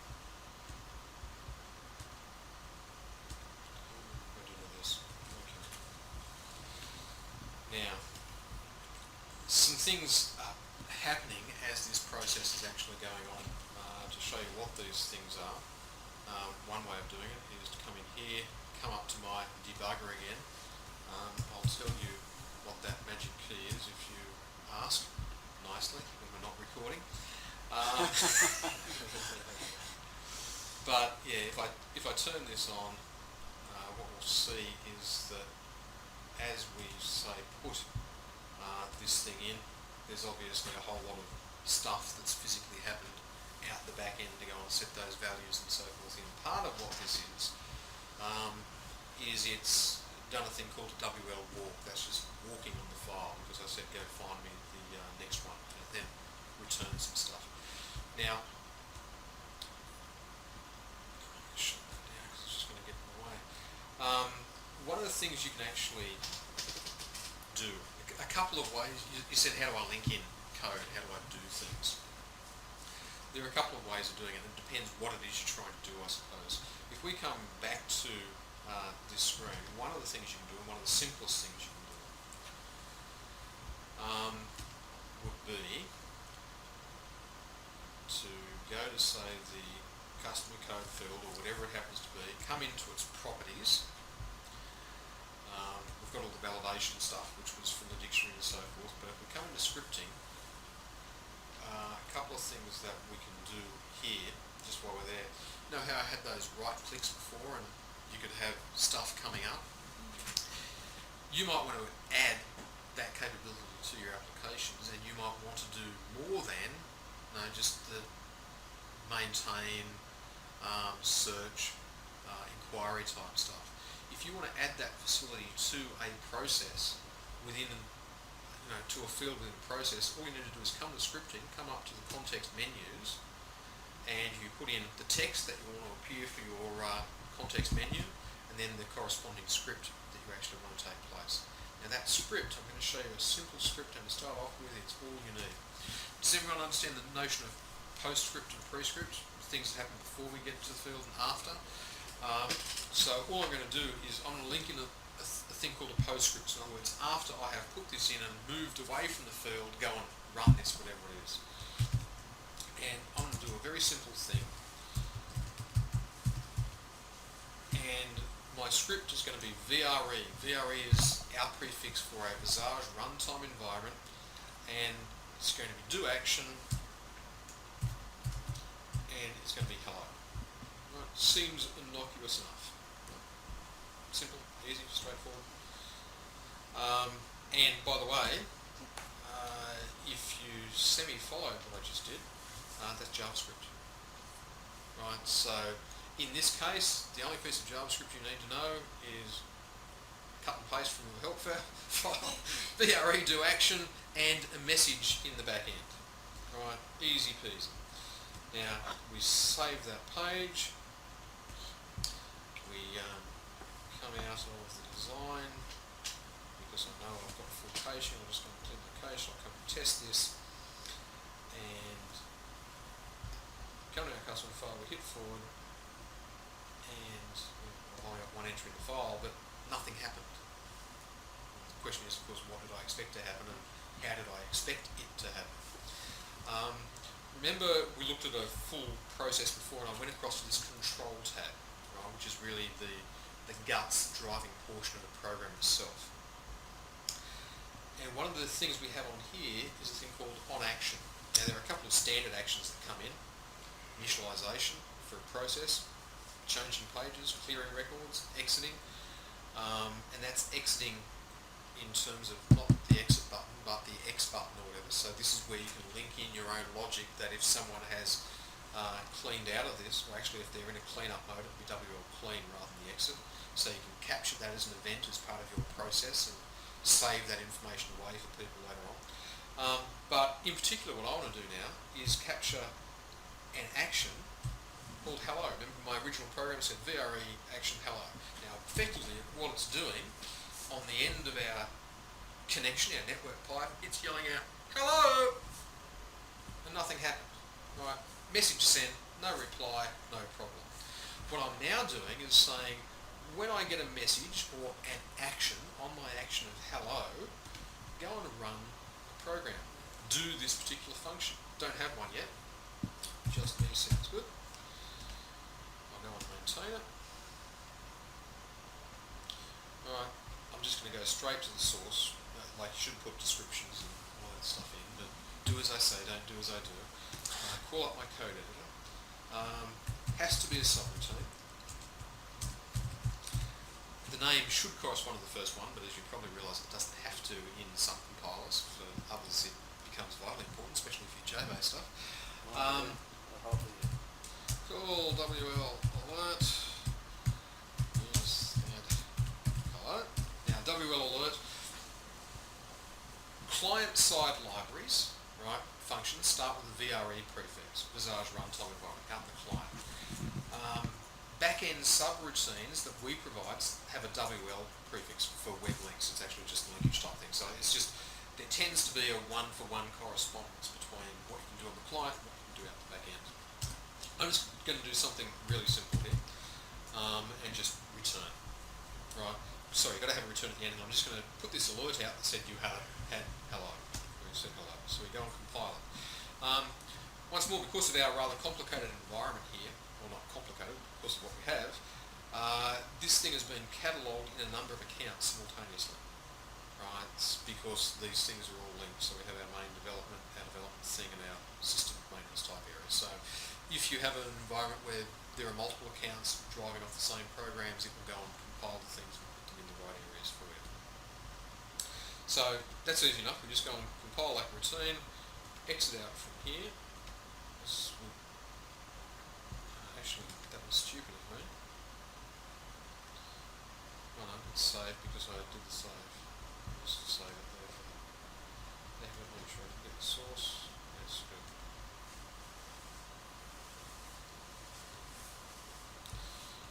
Save by the bell. So, when we get an action, we're just going to run this subroutine out the back end. Make sense? We need to save this process definition so it knows that that's effectively the same as doing a compile of your program. So that what we now will hopefully see is when we go forward, nothing has happened at this point in time because the blue bar is actually on here still. So the message was a postscript after we actually move away from the field. So when we move away from the field, okay, it still didn't work. Should I clear my cache? Oh yeah, it flashed up. No, trust me, it did work. There we go. So we've now got you said hello coming through. Now that back end routine could have done anything. What it could also have done, just take note that that's what the guy's name is currently. And because I'm such a lousy typist, I'm going to come back to this page, maintain it. I'm going to get a list of all the things that are actually on the page, so we can keep track of all of the web page elements. So these are things that have physically been dropped on the page, and name is something I'm interested in. So I'm just going to copy that.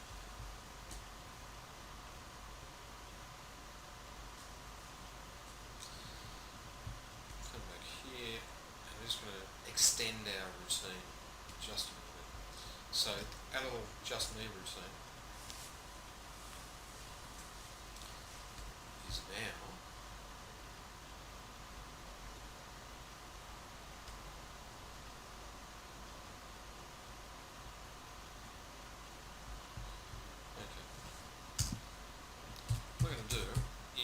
at this point I'm going to call one of our library routines called WLGetValue, passing down the name of the field that I'm interested in, which I cut and pasted from my other thing, and putting into a big basic variable. Simple enough. So it's sort of as if I'm reading the file and just getting the name field out because I want to do something with the name. Doesn't really matter what it is that I want to do, but I'm just going to do something with the name. And what I'm going to do is simply append it to the back end there. So it's now just going to come up with a message that says you said hello to whatever. The key thing is just showing you how this WLGetValue routine works. That it is going to go and grab the value, put that name out. There is a corresponding, or the antithesis,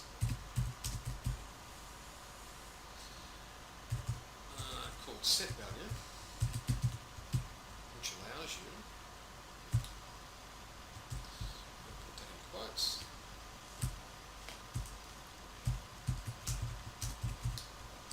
to pass something back, to physically just go and set a value to something. I'm just going to compile this, and what we should see at this point, a little bit of luck, is if we test our routine now and pull up Ryan and hit enter, so I'm physically going to go past.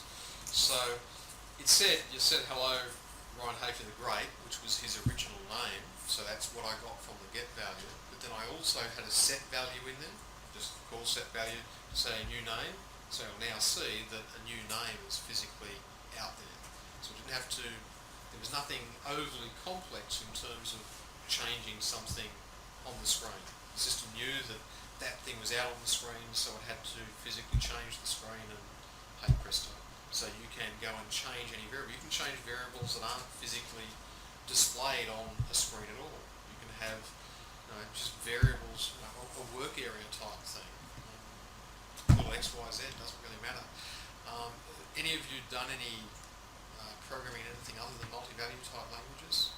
Heard of a thing called scope and so forth? Okay. Right. You can go and you can just go and create things with any name you want, and that value will physically be what they call persistent, kept for you. So there's nothing wrong with having variables local within a subroutine, but if you want to be able to have those variables available across subroutine calls, it needs to be put out in what they call persistent storage, and you do that just by using a call out to WL set value. That's it. Now those calls, there are some tricks associated with it, well, not really tricks. If you have code that does various things, right now in terms of manipulating multi-values and working with angle bracket references and so forth, if you want to get the full image of the record as it's physically stored out on disk, you can just put in a call get value with just an underscore, nothing after it, and you'll actually get the multi-value record coming back. So you can go and manipulate that to your heart's content. You can then do a set value of that thing with an underscore, and it will then go and update all of the individual variables and so forth if you want. So if you have subroutines now that are using angle bracket references and so forth, and you've got to pass those, pass in a record image to them, you just do a get value with an underscore on it, pass it into the routine. When it's changed, done whatever, at the end you just say call WL set value with that underscore, and all of the related things that need to change will change. Things that haven't changed obviously won't change. Once more, only things that have changed being transferred backwards and forwards. Now that subroutine out the back can be as complex or as simple as you want, or as the needs physically dictate. It can, and no, that's it. Like, that's it. It's not quite it, because if you have a look, there are a whole stack of things that you can do. Now, I've used things like WL alert. Just displays a little alert box out on the screen. If we work through some of these, there's also a thing called WL confirm. So it simply calls up a message box that says things like, that's probably not the one I want. If we come back to this one, if I say exit from here, your very own message, okay, cancel, whatever, you do those sorts of things by just calling out a confirm box, passing down whatever your message happens to be, and success and failure. You can go and disable fields on the screen. You need to know what they are physically on the screen, although you can disable fields that don't exist, which sounds crazy, but probably better off not doing that. It's a little bit different with things that are in a table, and we'll show you a table shortly. Display them. You can do actions, you can do function, like just calling other programs and so forth, enable fields. WL file, a reference to that will actually just send a file out to the web client, so to speak. So if you wanted to display a PDF, not in any of the stuff we did, just shoot it out and that will come and do it. You can do things like defaults. We saw how to set defaults up on a dictionary basis, but you can also set a default from code. right? So the default variable for a field might change based on some other things that have happened. So you can go and call your back-end routine, and based on whatever has happened, you go and change the default for a field. Unlike your green screen environment, where you might not know what the default is until you actually get to the field, in Visage it's actually visible. Right? Now, if you accept it at any point in time, it's now a constant value. But if you don't visit the field, and if you change the default, its value will actually change. So we know the difference between something that's just sitting there because it's a default value, as opposed to something that's sitting there and someone has actually tabbed or entered over. Obviously, as we saw, you can go and change the value for a field. So you can just do a call to WL set value for anything, and it changes. And if it's on the screen will change to show that new stuff. You have things like the phantoms, right? We were talking about your select process. It's going to take an hour or two to run. Yes, Craig, I'm talking about you now. Now, the phantom, your phantom process works with a process. Now, that's the process definitions we have back here.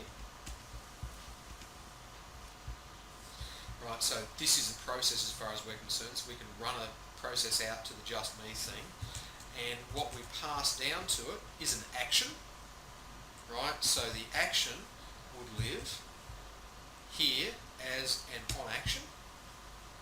Right, so when we see this action, remembering it's actually going to be running as a phantom process, and you can go and track that, and you can also then go and pass down some options. Basically that's going to dictate whether we come up with a little box on the screen or not, because you can just have a phantom running as a phantom. But if you have a little box, you can also specify how often we go and update the message that's in the box, because the phantom can go and update, go and update the message, and that can be every second or every 10 seconds or whatever. And basically what happens is that front end screen every 5, 10, however many seconds you nominate, says, you got any new messages for me to show? Yes, I have. And that's how you get your changing status out to the user.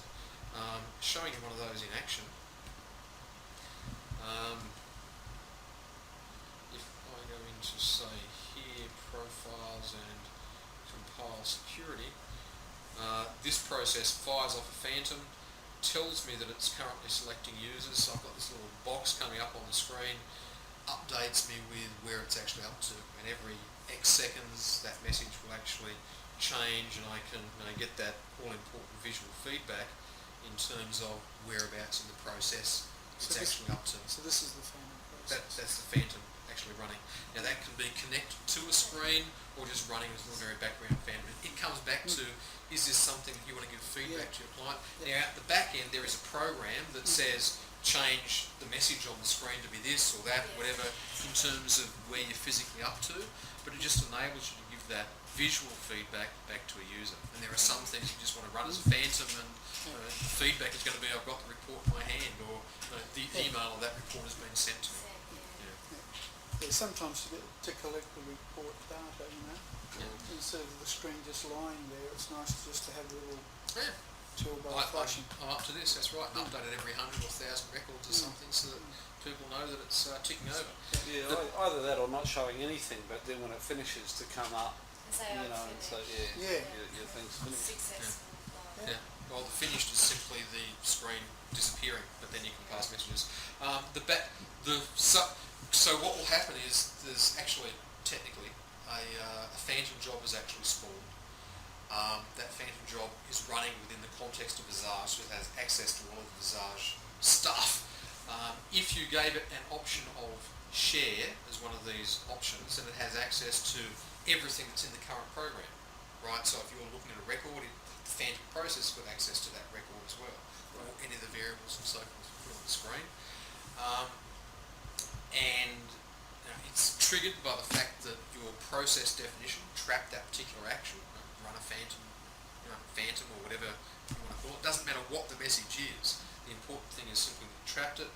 And the title, if I come back to this thing over here, is simply that title up the top. So that's what's going to happen if you run a phantom. And then the other side of the help, to update it, just call WL phantom status, and just pass the message back as a single text variable, and how's the fun and enjoyment there? Just in terms of working through the things, but it's at the end of the day, it's not that difficult because you just call a subroutine to go and do whatever it is that you actually wanted or needed to do. And Stemmer software developed those. Oh yeah. Well, those subroutines and so on. Yes. Like, you know, the end user would. Oh, end user doesn't touch any of that. They don't care. Or the developer. Like we wouldn't sort of. Like you can certainly write your own, but not codes put them in those sort of to do whatever. Like you can have your own generic routines to go and do whatever it is that you need to do. Now it's interesting the way that you go to abstraction. I'll just show you something. I was working on a process the other day for another user, and they had to automatically, just a simple thing in terms of an incrementing field, and we didn't have a generic increment process. But we now do, somewhere down the back here, I think there is a re-increment. There's not inc. We just made a simple little generic process that will end up finding its way into general things. Now this thing, that isn't the one I want to show you. Saw how I had to write in there before my little code. It was WL get value, thing in quotes, variable name, comma, and the same thing repeated. Okay, so bear in mind that I had stuff there, and it was a lot of typing, WL.get value, WL.set value, two things that were broadly the same. And remember how I said about active code reduction and snippet technology and so forth? You're about to see a snippet. Snippets are maintained like functions. Indeed, they are functions. They're just special functions. I've got a snippet called GV, which is simply, as its name says, a shorthand notation for a call to WL.getValue. Right? Because I'm basically lazy. Now, in terms of parameters, it takes in two parameters. One is the value, and one is the variable. You might recall that the actual call out to get value has these reversed. We actually say get value, variable name in quotes, and then the actual value. But this is reversed. And the reason it's reversed has to do with that first comment line. Now, the thing down here hopefully is reasonably obvious in terms of what it's doing. It is actually going to put in call WL value, whatever you passed as variable in quotes, and whatever you passed as the value not in quotes. This top line is basically saying, top line of a snippet always has this little comment in it, that GV takes in two values, or two variables, value and var, but if you don't pass a var, make it the same as value. Right? How, what, why, what the... But when you say that's a snippet, that isn't really a comment line now, on a snippet. The first line of a snippet Is the input, is it? allows you to set up The variables. defaults for variables. Gotcha, Right? So that our little just me routine that we had, Yeah.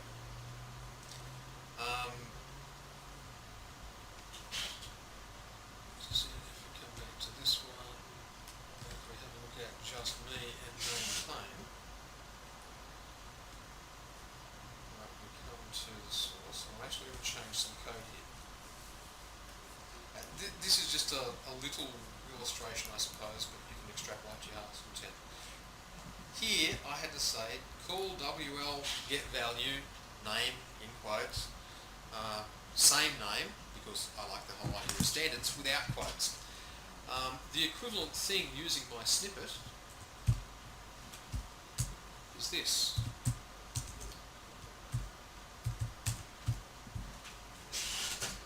Get value, or little angle bracket type thing, which is my special leading character, name of my snippet, GV, and then the parameters I want to pass to it.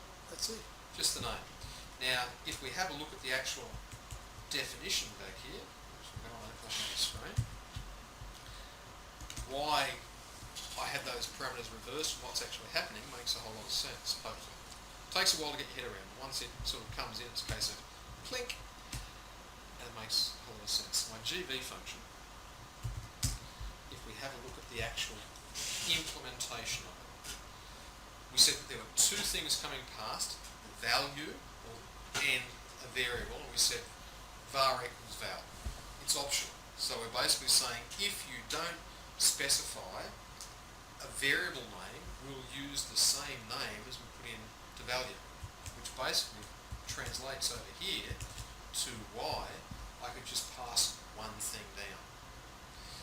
Even if you pass them down in exactly the same order, just being able to put in angle bracket GV as opposed to call wl.getValue is a small reduction in terms of typing.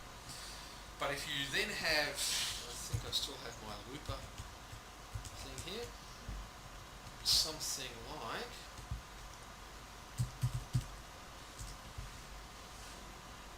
someone's got rid of it.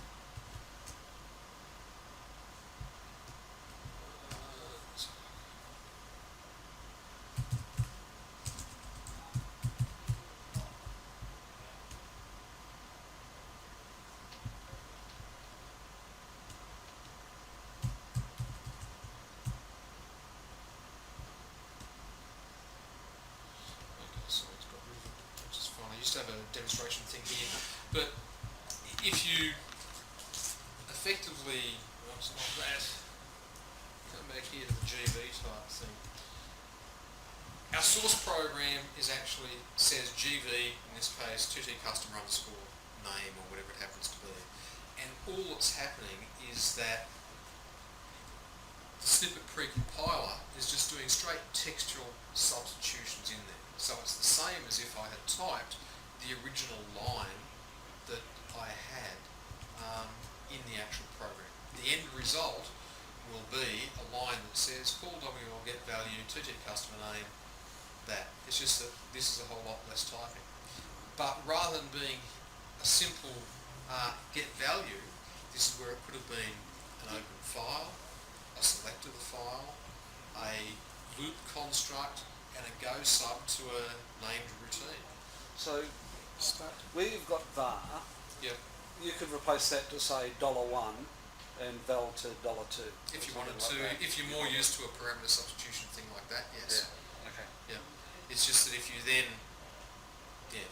we tend to use more meaningful type names. Var and val are just things we use all the time. Var for the name of the variable, val for the value of it. And all of our routines will have vars and vals and so on. So we can specify two parameters if we want, but if we just specify one, because we've said var equals val, if we just pass in one, it'll actually use the same thing for both of them, which in this case is what we actually wanted. And that first line of the snippet Is important. Yeah. If you didn't have that, you'd have to specify both things. Right. Okay, but in the specification it is the... You're basically nominating what the default value is. Gotcha. Right. So as you Right. say, with an open file or whatever it could be, Yep. but yeah. And we can all define our own code snippets. Yeah. That'd be exactly what they are. So your own shorthand type thing. So I could do one that is, say, a loop of... Okay, let's do looper. Alright, every file is a looper. So loop over file. Yes. Nothing spelling there doesn't Lop off a file. Yeah, is Lop off the file. So what I'm going to do here is I'm going to have file name. That'll do. My source. And I'm actually just going to take everything as it physically comes. So I'm going to have looper.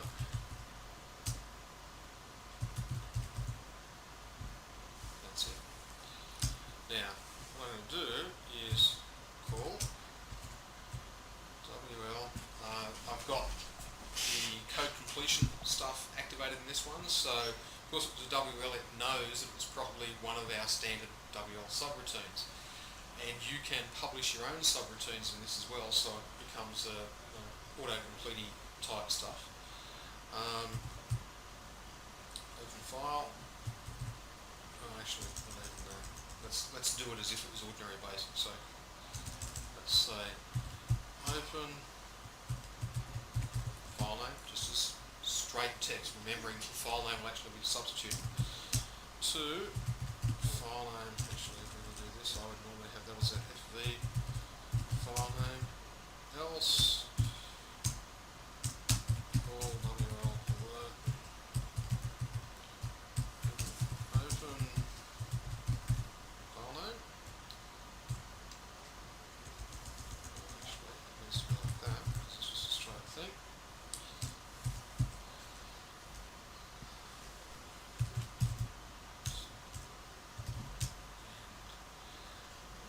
Select file name, like stuff that you would do all the time. File name equals 1, loop, read next ID else, file name equals 0, while file name do go sub do no, that's not even do that. Let's say read you file name dot ref from file name. Yep. You've got the do to, you've got die.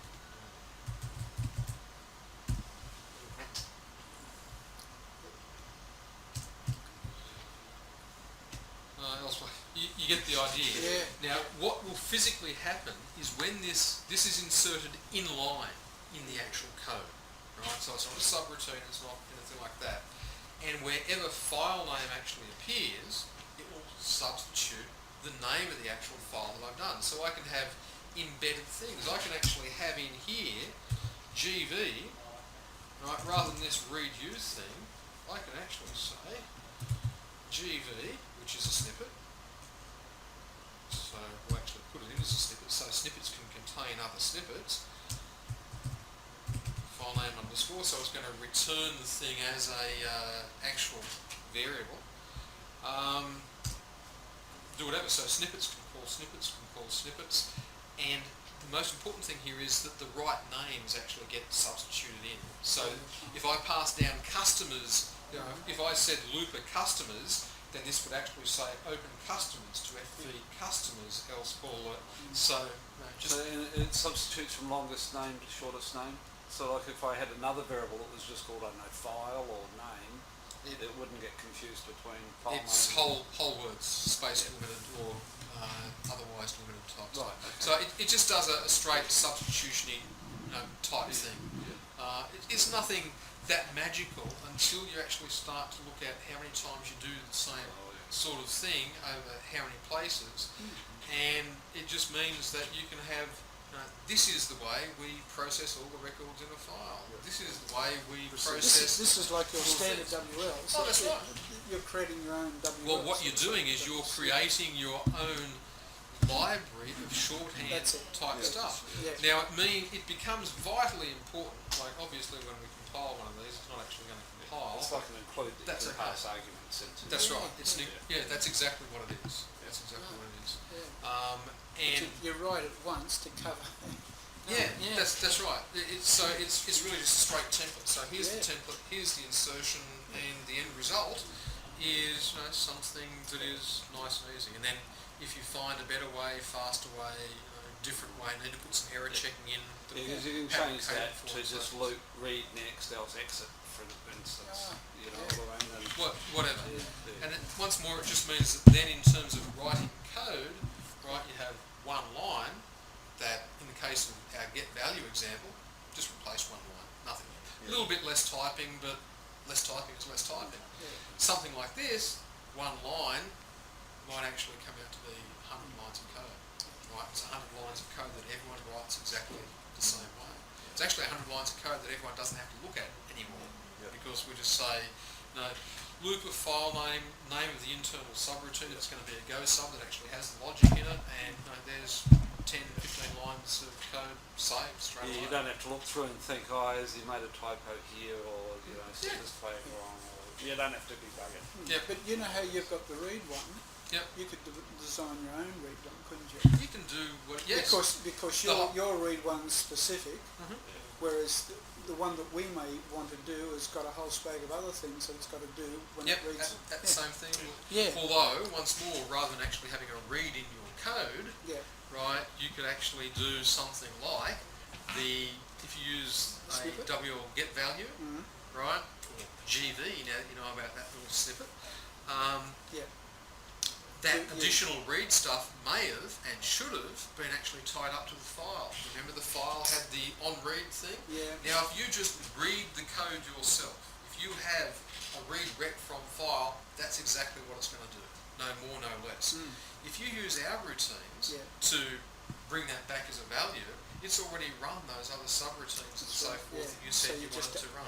Build up that. So you only do the stuff that you have to do, right? So you can bypass what we give you and still operate at the lowest multi-value type level by doing your own reads and so forth, but then you have to remember to do all the other stuff. Why would you? Exactly. It's especially for something like, let's say, a customer master file. You've got 5,000 customers or something, and you've got all these triggers that do all this checking and update cross-references, whatever it is, and people manually entering it into screens. If you then get a file, there's an electronic file of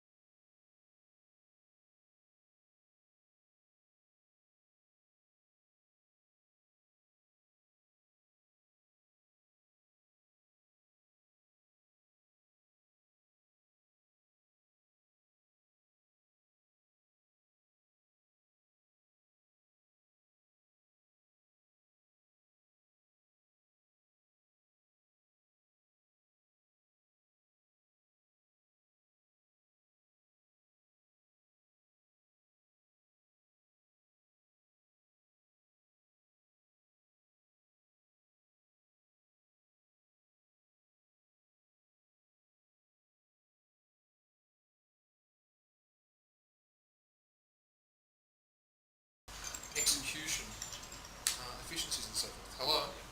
Yeah. Your mother they did is... this at Remember? Cuscal. Okay, That's fine. more elegant at Cuscal. Cuscal's sort of had the same thing. They had, you had the insert statement. That had insert, then the item, and then backslashes with all the variables. It was ugly the way they did it. It's a lot more elegant.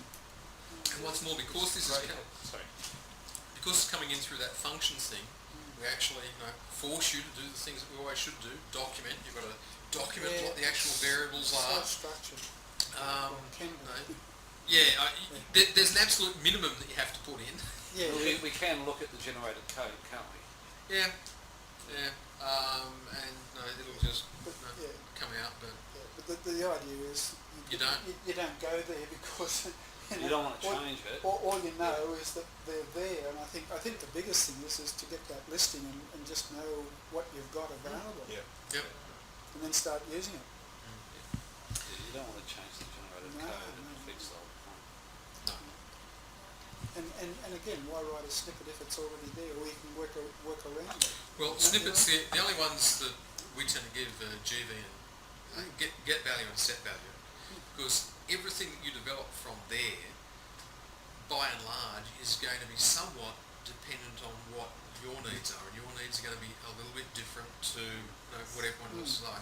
That's what I mean. What you end up doing is coming up with your own shorthand that everyone in your development team knows. Now, they're all documented. You're going to put them in the same library and so forth, so they're in the same place. You can go and list them and get out your documentation and so forth together. But everyone knows that when they see that back angle type thing, and if you don't like that, you can actually change what the lead-in character is for that, so it can be tilde or whatever it is that you actually want to use. But everyone knows that if we see a inv to ord as a thing there, or sorry, ord to inv or something similar, that it's changing an order to an invoice. Yeah. And it does it the same way every way, and okay, you could have a called subroutine to go and do that, but there are issues in terms of overheads and just the inline stuff, and a called subroutine can't do that inline substitution of the code, so that once more you can have loops inside loops and the right variables are used. That's why I went back and sort of made it filename.ok, filename.id, filename.rec, because that will be substituted just as a straight direct substitution in the generated code. These things are available not just for PicBasic, but you can also use snippets for JavaScript as well.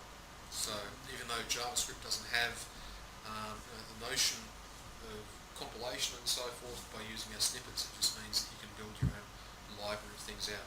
That drop-down stuff that you saw as well in terms of the routine names and so forth, if there are library routines that your people are going to want to do, by simply nominating the thing as a published function, it will mean a couple of things. One, we push it out, but also it becomes something that's in your little drop-down context-aware thing in the code editor as well. And it will actually tell you what the variables are that you get to put in and all of those sorts of things. So, useful. Okay, so we have screens. You're probably going to want to do reports, unless anyone has questions on screens. Yeah. Exactly.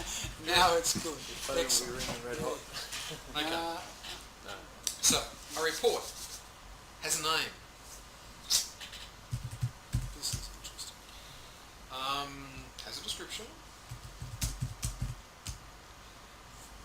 Has to, just before we go. Just some things. Something I said we'd come back to later, and if I don't come back now, we won't. There's a little checkbox down here that talked about components. You may recall we went into the design mode. I know you did recall this because I know you all have photographic memories. Just like a blank film, totally undeveloped. One of the buttons up here we have is a thing called a component.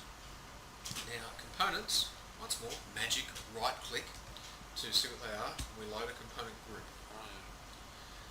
I have a component group called GL, which are a whole lot of things that we use from time to time. The little button down here is telling me that it's isolating what they are. Or not the little button, the hourglass.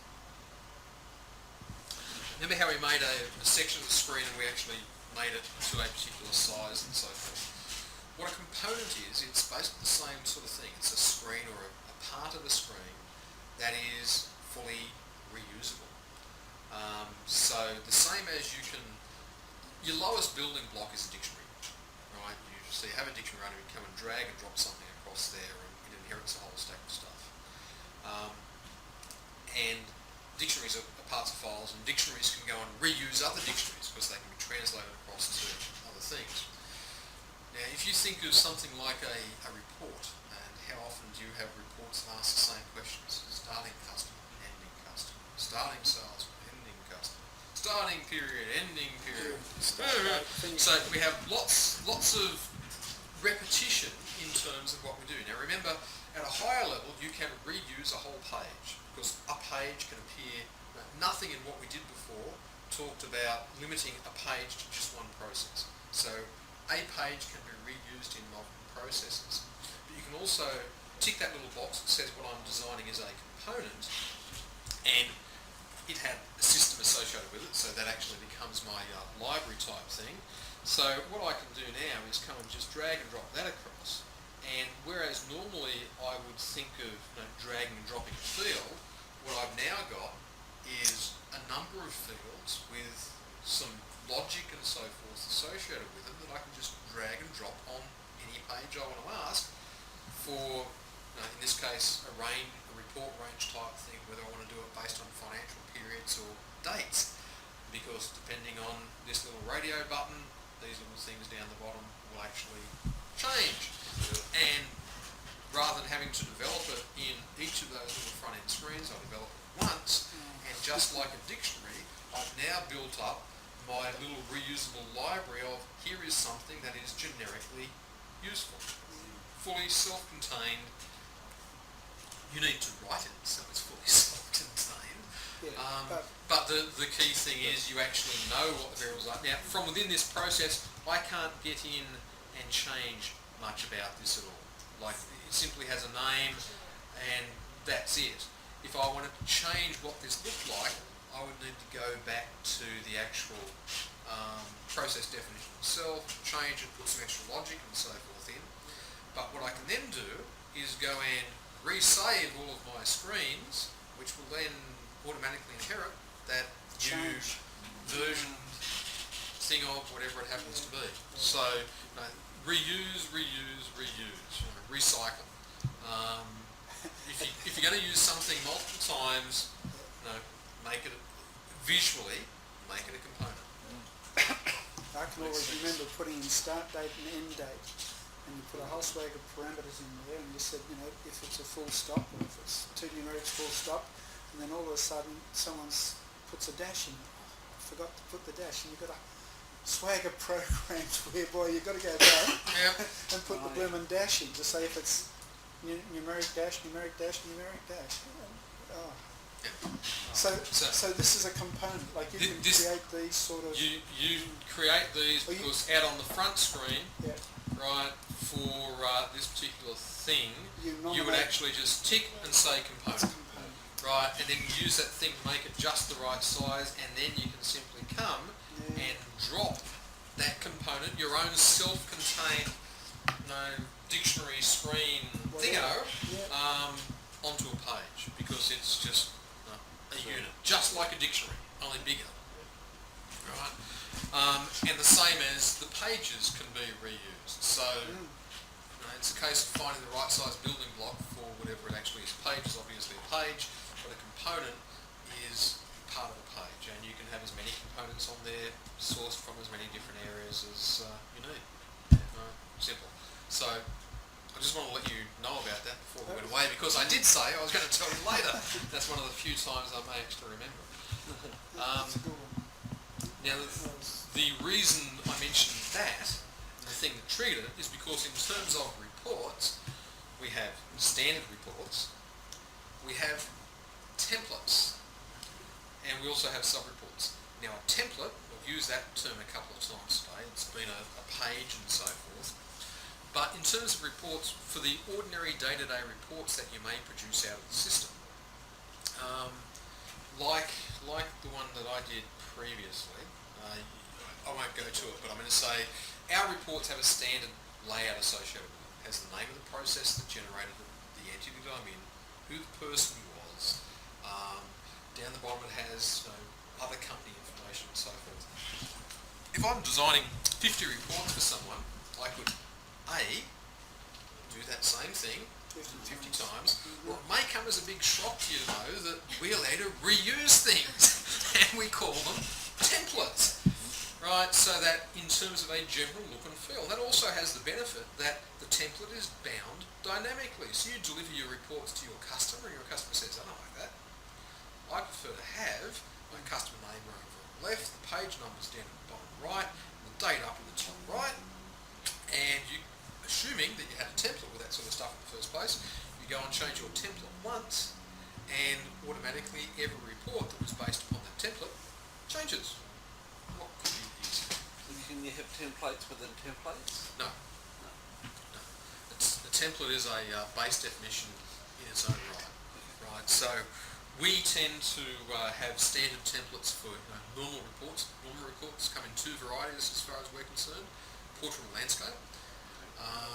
Based on their actual content. We actually have a few more because we have a standard template for, say, a document coming out of the order entry system, whether it's a quote, an invoice, an order, whatever it happens to be, because we want the same look to those documents. But a template is once more simply a base framework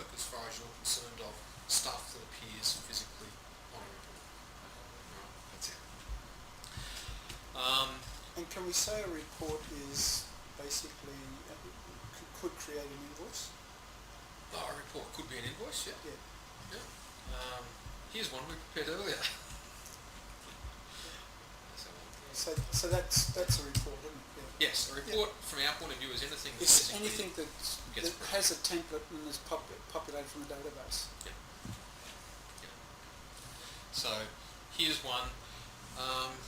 Actually, this is not a good one. I can tell that in a whole stack of fronts. Just let me go and change something here.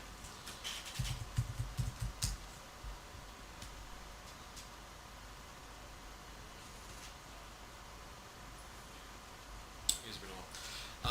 We also have a notion of a design.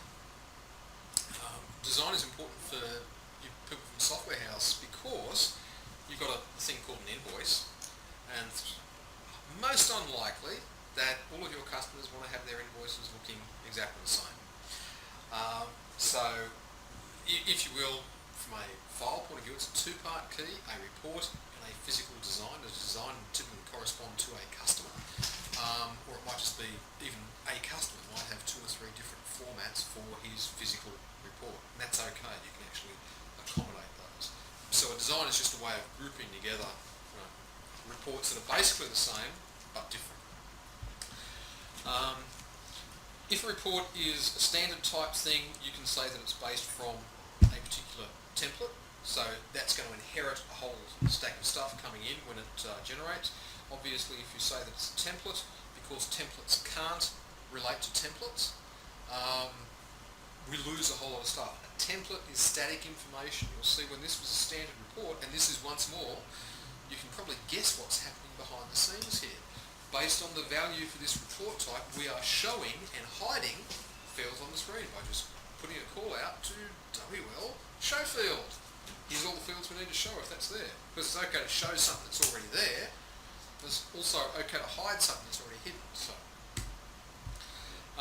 if it's a normal report, a report is going to come off a file, right? A template doesn't, because it tends to be stuff that is related to the company I'm in, the entity, the user, that sort of stuff.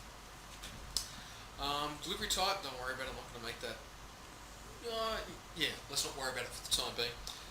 So you nominate a file that the physical report is actually coming from. And then we hit our design button down the bottom. And we'll go on and install this as a first off type thing. So once more, this is this ActiveX type thing. So first time someone uses an ActiveX control, the report designer is an ActiveX, it identifies it as being from us, and if they want they can go and check that and make sure that things are okay in terms of validating the thing back to VeriSign and so forth. But if we install it, think, don't you love it when it does something like that?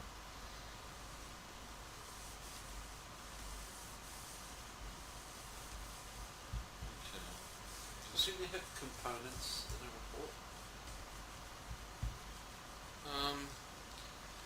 Yes, but no. Okay.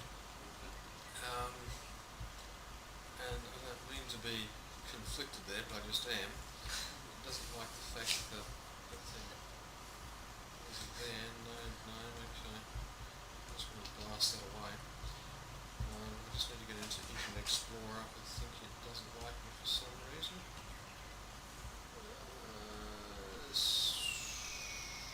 Where's add-ons these days? I used to know where this stuff was in IE7. Sorry, IE6, and then they went and changed it with IE7. I'm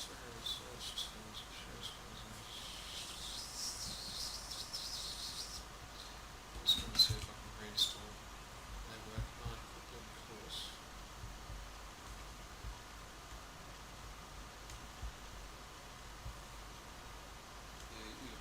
No, that's fine.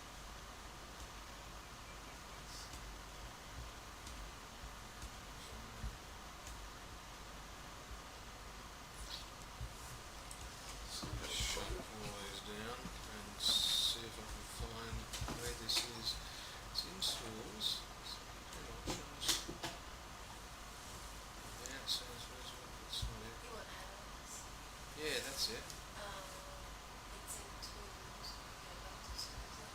that's right. Yes, it's not at the bottom anymore. You're No, right. manage It's elements. manage elements. Thank you.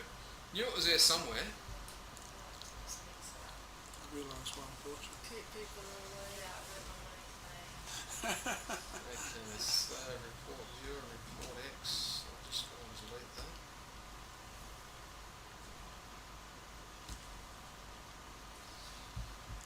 Good. Report something else. Okay, so I'm just going to see if we can get a clean install of that.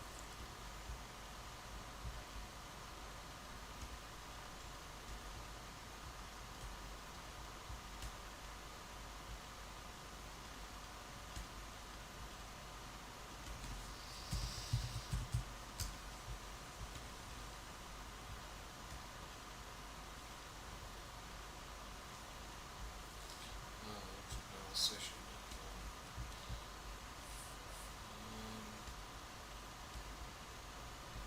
In the background somewhere there that I can't see, I've got one of those headless processes running.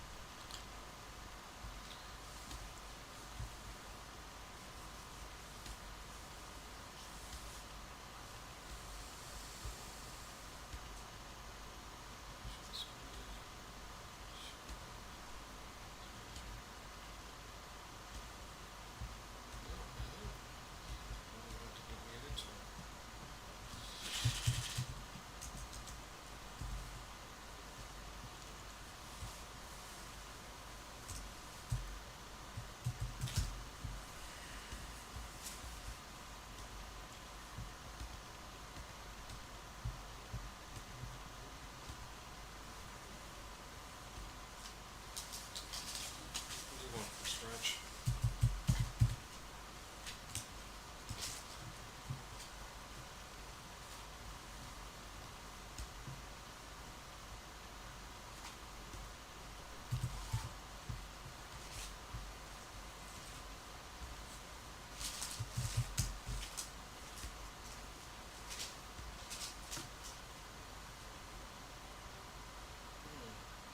Doesn't want to let me into it. Okay. The design phase itself. David Jenkins is doing it. I remember. Okay, let's see if we. Hooray! I've got it there now. Okay. Blunk. Okay, now this is what they call a banded report writer. Which I'll explain as soon as I get this. Oh, Yeah. yes, she did, but she's working, so she could be late. Give her a call. Okay, bye. Okay, basically, when the report is defined, you say the report comes from a particular file, right? So, because, think of it as a list statement, if you will, list, file name, same sort of thing. So, report is worked around an individual file, so our database fields this time are automatically populated with the stuff from the file. And it's literally just a case of grab a field, drag it across, drop it, that's it, end of story. We know, obviously, how to do the things. Now, up the top here, page header, down here to the detail, somewhat obvious. It's what's on top of the page. There is, strangely enough, a thing at the bottom of the page called a report footer, which is stuff that appears on the bottom of the page. And then a detail section, which are the repeating lines and so forth. Right, now, the standard stuff, remember our screen designer had standard things, so standard things you can bring across are just labels, ordinary text boxes with constant stuff, check boxes, images, right, so you can have, this is where you can have your picture and so forth on there, for which would be your company logo and so forth that you physically wanted to have in place. You can draw lines, frames, drop on edit boxes and so forth. You can also do barcodes, right, so this has its own barcode font capabilities inside the thing, so if you have if you want to introduce barcoding to somewhere, you simply say that this field, which is a number, is presented as a barcode in the reporter, and we'll work out how to put the lines and so forth in place.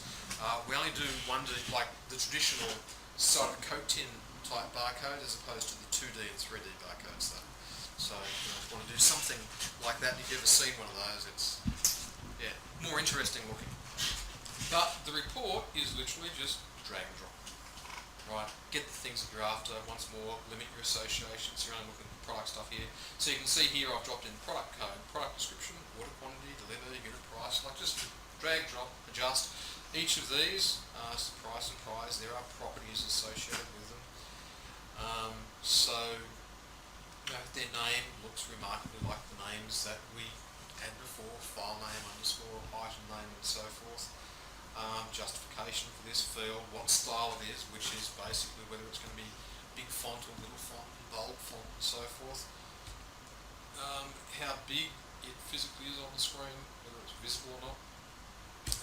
You can also have script firing as part of this in the same JavaScript. All of the VRE type things are available to you, so if you need to go and do some conditional printing and so forth, you can have that fire a back-end routine and load the stuff up conditionally and so forth. This details section, you can, if you were doing a list command, you could have sort by this, by that, by something else, and have multiple subtotals and so forth in place. So in terms of these bands, if you wanted to have multiple break levels and so forth in here, you can simply come down into here and add an additional section, like add an additional group header or reporter or so forth. If I did this from within here, you can go and add the additional things in based on the number of break-ons that you actually need. Your question before in terms of whether you could have components and so forth, whilst you can't have components, what you can do is you can have sub-reports. Right, so you can actually define a piece of the report, say a detailed, the thing that actually lists out transactions, let's say, for a detailed trial balance. Now your detailed trial balance you might list by customer, you might list by account, you might list by whatever, but the actual detail is exactly the same in each case. So rather than defining that in each individual report, you can just define that as a sub-report and drop it on the actual forms that you want to reuse the thing from. So it's sort of the same as components, but from a printed perspective rather than a screen perspective. Or an invoice versus a credit note. Yeah, except the invoice and credit could be from two different files, right? Because the report is physically coming from a file. Now what you may want to do then is introduce, just for the purpose of reporting, if you didn't want to design the same things multiple times, is introduce a new file that you just populate with information from credits and invoices in exactly the same format, and then also have an indicator on the file to say whether it was an invoice or credit, so it can say tax invoice or credit note up the top. And then when you're finished, once more because you've got that full scripting library, because the events that you have available to you here, on the scripting side of things, right, is when we first start the report, when we end, the report is the entire report, when we start or end pages, when we first load data, when we're getting the data, what happens if we've got no data. As the program is actually progressing, you can link in your own code here. So what you could do is at the end of the report, you can link in some code that does a delete of the record that you created because it was only there as a temporary work record anyway, so that it will automatically clean up afterwards. Right. So for instance, within an invoice, Yep. right, we've got the multi-values as the products, Yes. right? We also have the field as the total. Yep. So basically just, you would create the call statements to create the dictionary items for the line items. No, well they're already on the dictionary. We're using the same dictionary that we used before. Oh, So this was only if you needed something really obtuse. Most of the time you don't need to worry about any of that, because most of the time our report writer has been reduced to basically a glorified forms processor for a lot of people, right? Because they just use it for doing statements and invoices and remittances and so forth, because there are other better tools for the standard reporting. You can use it for standard reporting, there's no problem at all with doing that. But the next thing I'll show you, the Visage bit product, you'll maybe understand why you don't want to do traditional reports. But within sort of the invoice that Yes. we're looking at with the product, Yep. you know how we created that table and Yep. that, right? There's no need to do that. No, because it's in a a detail section. Detail is a repeating section. It does. So it just Right. goes through So the line it items. knows, yeah. Yeah, right. And out here on the front screen, it also, not that one, it was the other one. I'll call up the other things. I'll just pull up credit. I know we've got some stuff here because we've got some things for these people recently.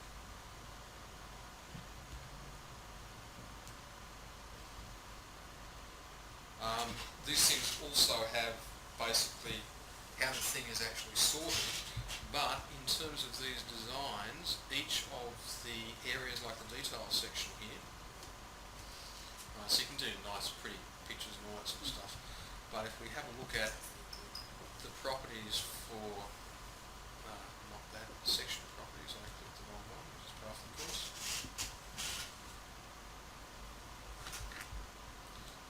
Just come in here to section of properties. Click the. I'm trying to get to here. It's doing right up there. I think that's actually me. Let's try and process. It's back up. I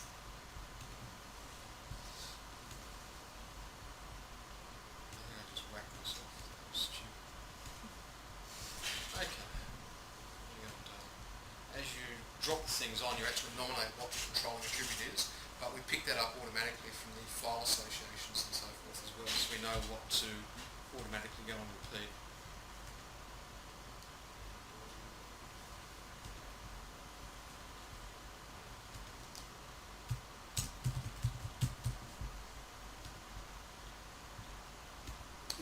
We can. Let's not do this, bugger that up. No, let's go and find an order.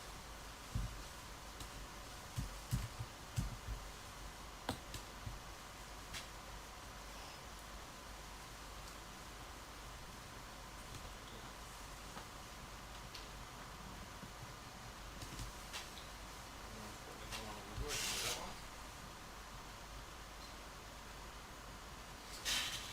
Right, so in terms of the actual section properties here,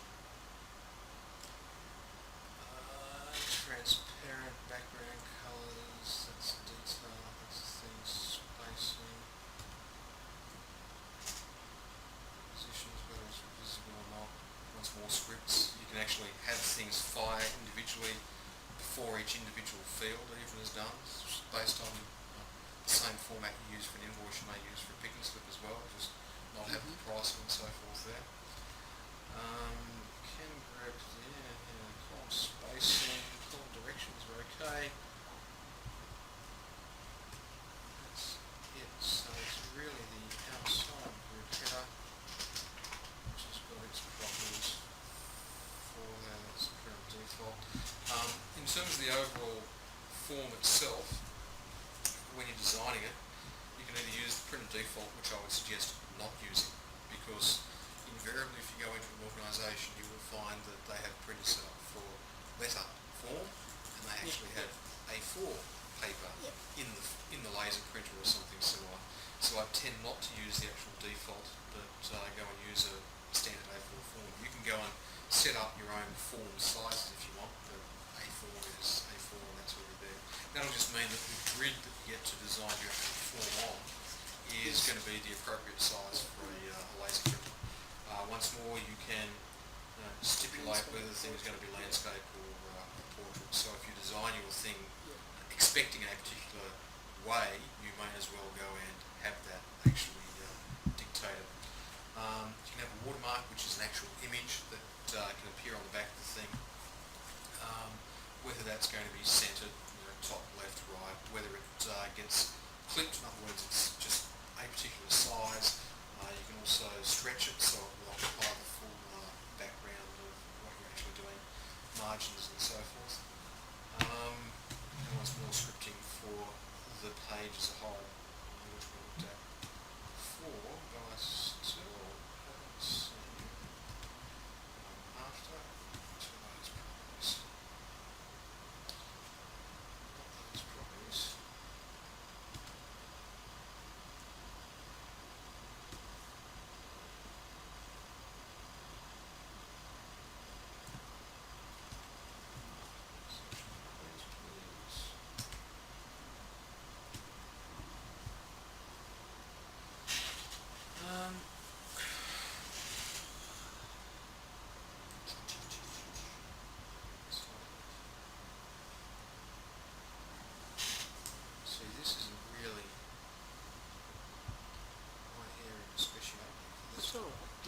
But But- what you can do, When we get to that, what you yeah. can do Mhm. is if you go out to our website,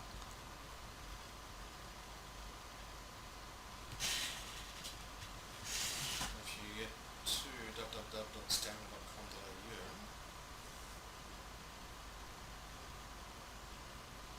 you can see this is running extremely quickly at the moment. Not. Those, when you print those reports, they can be printed to a PDF file and things like that, can't Yeah. they? Whatever you- Beautiful. yeah, Printed, yeah. faxed, emailed. Yeah. Yeah. Beautiful. Yeah, it's stored as a file. Single pass can go and generate everything simultaneously. So you can fax to multiple fax addresses, email to multiple email recipients, store as a PDF and an Excel spreadsheet and an HTML file, and shoot copies out to multiple printers and so forth as well. Okay, well I can't even get out to my website at the moment, so someone's obviously playing something there, which we'll get to. But if you go to our website, go to the download section. On downloads, there was a thing about Visage Reporter, and it's a little 50-page manual that just tells you, walks you through the process of how you actually design reports and utilise the thing and so forth. Now, I did download some manuals from your website, but they were to do with email, like email Fax plugins. links, mail links and so forth. That's Yeah. right. They're older products, still work primarily for people in green screen environments rather than Visage. Right, okay. I couldn't find a manual for Visage. That's correct. Okay. That's right. The manual is online as the help text type stuff rather Right, than okay. yeah. So it's a way of making sure only legitimate people get to see it, so to speak. Okay, so the report itself, up to 5 sections or 5 levels of subtotals and breaks and so forth. You don't have to worry about this page size being a particular size, so to speak, because it will automatically grow and contract to actually fit whatever's there. I know what I've been going wrong. I've been trying to add additional detail lines, and that isn't what you want. It's add an additional group heading into the thing, which is how you get your additional level and so forth. So each group heading and footer becomes its own sort type thing. The details are the lowest level things that you'll actually iterate over, so the other things just become subtotals and so forth. The expressions that you can do, standard things that are built in, page number for the page number you're actually on, page count, that's how many pages there will be at the end of this report. So if you're doing an invoice, you can say page 1 of 6, 2 of 6, 3 of 6, because it works all that out beforehand. Physically what happens is it only takes one pass through the data, but it keeps track of any references to things that it hasn't resolved yet, and once it actually determines how many pages there are, it will just come back and fill the appropriate number in for you. The report name, which is physically when we coded it up, we specified what the name is. The username, if you wanted to include that. The entity name, the entity icon, and its report icon. Remember we set those up and they're standard images that you can bring in today's date. You can bring in summaries and group summaries. Group summaries would be something like drop this out there and put it, say, there. A summary is really a total. Right, and if we come into its properties, it basically, the most important thing that it's going to want to know is what it's actually summarising.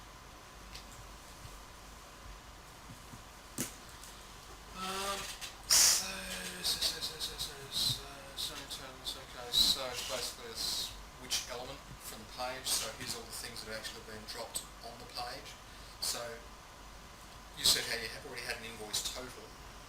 If your file already has that, that's fine, you can reference that. If it didn't, if it's a calculated field, you can either set it up as a dictionary item, but if it's just a case of, I've got a report and I need to total up, the value of these invoices for my statement or something similar, just put a group total in there, pick the field that you actually want to total up, and it'll go and do it. Right, so it's a calculated field. It's the equivalent of a break on, I suppose, from a report, a total modifier if you were doing it with a straight list type of thing. Yep. Can I ask a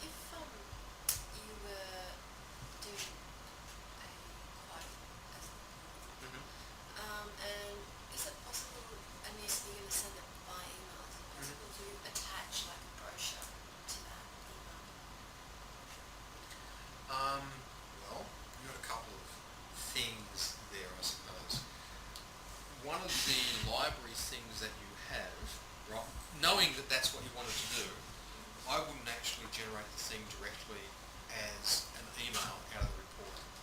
The reason being that if you did that, it's designed to send a report and that's it. So what I'd actually do, and therefore I suppose to an extent what I would suggest that you would do, is you actually get that generated as PDF. So here's my quote, because I'm assuming the other things that you want to attach are PDFs and so forth as well. So when you actually generate it, you say, here's the name of the file that I want to do, and then to actually send your email, there is, as typical, not documented, but luckily we don't rely on documentation there, because one of the routines which you will need to write down or get off the video is a thing called WL.mail. And from this, we go to the parameter streams, because all the things, like we document all the things that we use in terms of subroutines and so forth. So you would simply have your basic program call WL.mail, pass in who you want it to, multiple things separated by the thing, who you want your CCs to, your BCCs, the subject, the actual message itself, if you want a send, receive, receipt coming through, which of course is not reliable. Do not ever rely on it, and for critical things, just remember to always advise your customers, you need to be aware that with email, it goes off into the ether and we hope it arrives, but you can't guarantee 100% that it will get through. Because you can request a read receipt and not get it because of firewall policies and so forth at the other end. So if you need absolute confirmation of receipt, the only way that you can do it reliably these days is with a fax.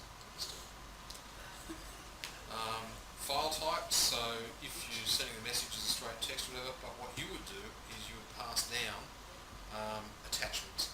Now, one of the files that you would put in would be the file name that you have just generated in terms of that quote, and then separating them with the pipe symbol, which is just up above the enter key, you'd put the names of the other things that you wanted to send out at in the same document itself.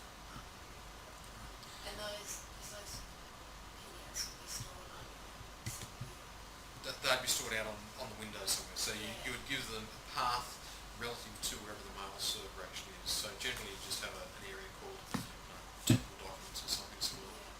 What I do is just shove them in there, and that's what we actually reference. Because I'm assuming somewhere on your database you have a reference out to that particular technical document. The other alternative, of course, is, depending on what format that other document was, you may actually be able to include it automatically into the report. Right? But if it's a PDF, just because of the way PDF works, you can't embed a PDF in the report.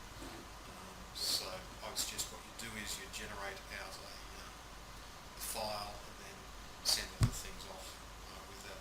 We have, for example, people who work with things called PTOs, power takeoff units, and they have technical data sheets on all their stuff, which are PDF things, and yet when they send a file out or a quote out, they go and have a look at all the associated technical documents.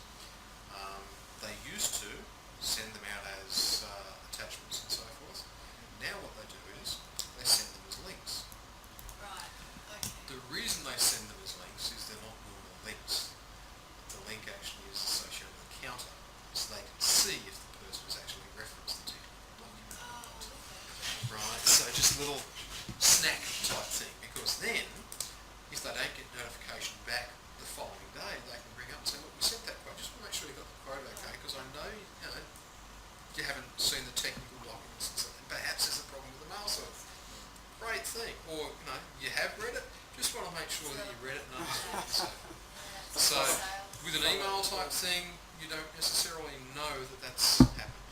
Right, so not quite psychology of selling, but certainly helping in if you're in a situation where you are sending someone an email and doing quotes and so forth, then that sort of follow-up type stuff can be useful. So yeah, contemplate. I guess that. you could CC yourself, Oh, yeah. couldn't you? So Yeah. you know. Or BCC, so it's not obvious. Yeah.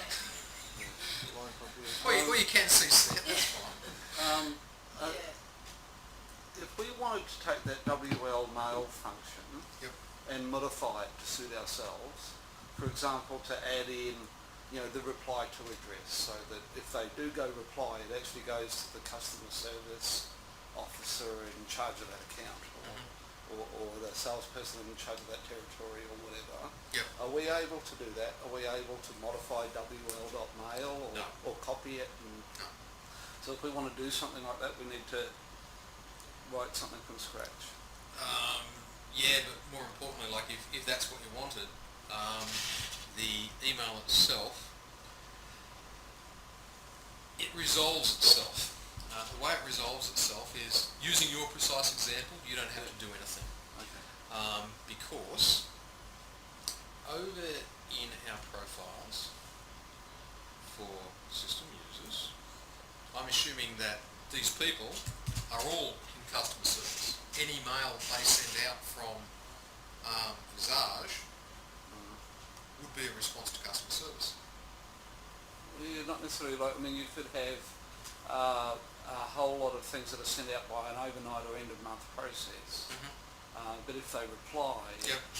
it should go to the Because relevant person. physically what happens is, whichever user you are currently logged on as, users have email addresses associated with them. Okay, so by default it's always going to be whatever your email address is as an individual. Right. If you're just in the customer service department or something similar, that's going to be your email address. That's Right. okay. For your end of month processing level where you're sending these out, remember how we had a WL Phantom? Yeah.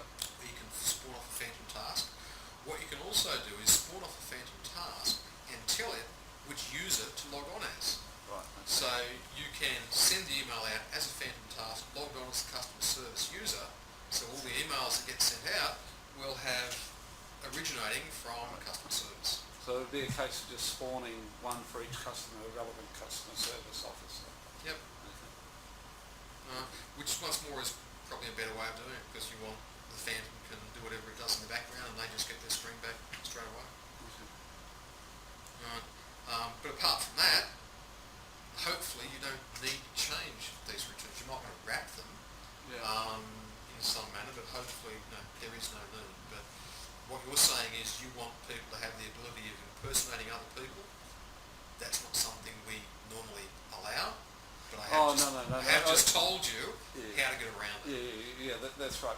I think the point is, for example, my last job was working for a book company. Now, 40,000 books are published every month. Yep. And there's notifications of all those books that go out to all the customers. Yep. Saying these books are available, blah, blah, blah. And of course they reply to emails or whatever. Or there's files that go out for them to load up and all sorts of things. I mean, it's a horrific process. But ultimately, if they reply, all these emails go back to the relevant person. Yep. You know what I mean? And if that person's away for the next 2 weeks, that's why it goes back to needs somebody be else. a group email rather than individual. Right, because it's going to be a distribution group rather than individual email type thing that they reply to, like customer service. Right, okay. Right. So as I said, you can control that, because if you just call it from a straight mainline program, it will go out as having come from you, whoever you are defined as, on your user record. Right? But when you fire off a Phantom, you can fire off a Phantom under program control. In other words, it's been authorised by someone who actually wrote the system, rather than just Joe Blogg saying, I want to send this email out, say that it actually came from Craig. Oh, of course. Yeah. Of course. So if you want to do that from a system point of view, fire it off as a Phantom, have the Phantom log on as whichever user has the email address that you want to show that thing as having come from. Yeah. Right. Yeah. So I would say, like, if you're sending out your invoices, you'd send it out from accounts at AOL rather than one particular person. So Yep. it doesn't, you've got an accounts department of Yep. 7 people. It would come back to the accounts department. Yeah. So Or- then you'd set up a Phantom as accounts. You'd set, You'd log the thing. I'll just show you. Like, yeah, I'll show you how you actually access one of these things from a green screen. Right. Same thing. What I have here, depending on who I am. Okay, so if I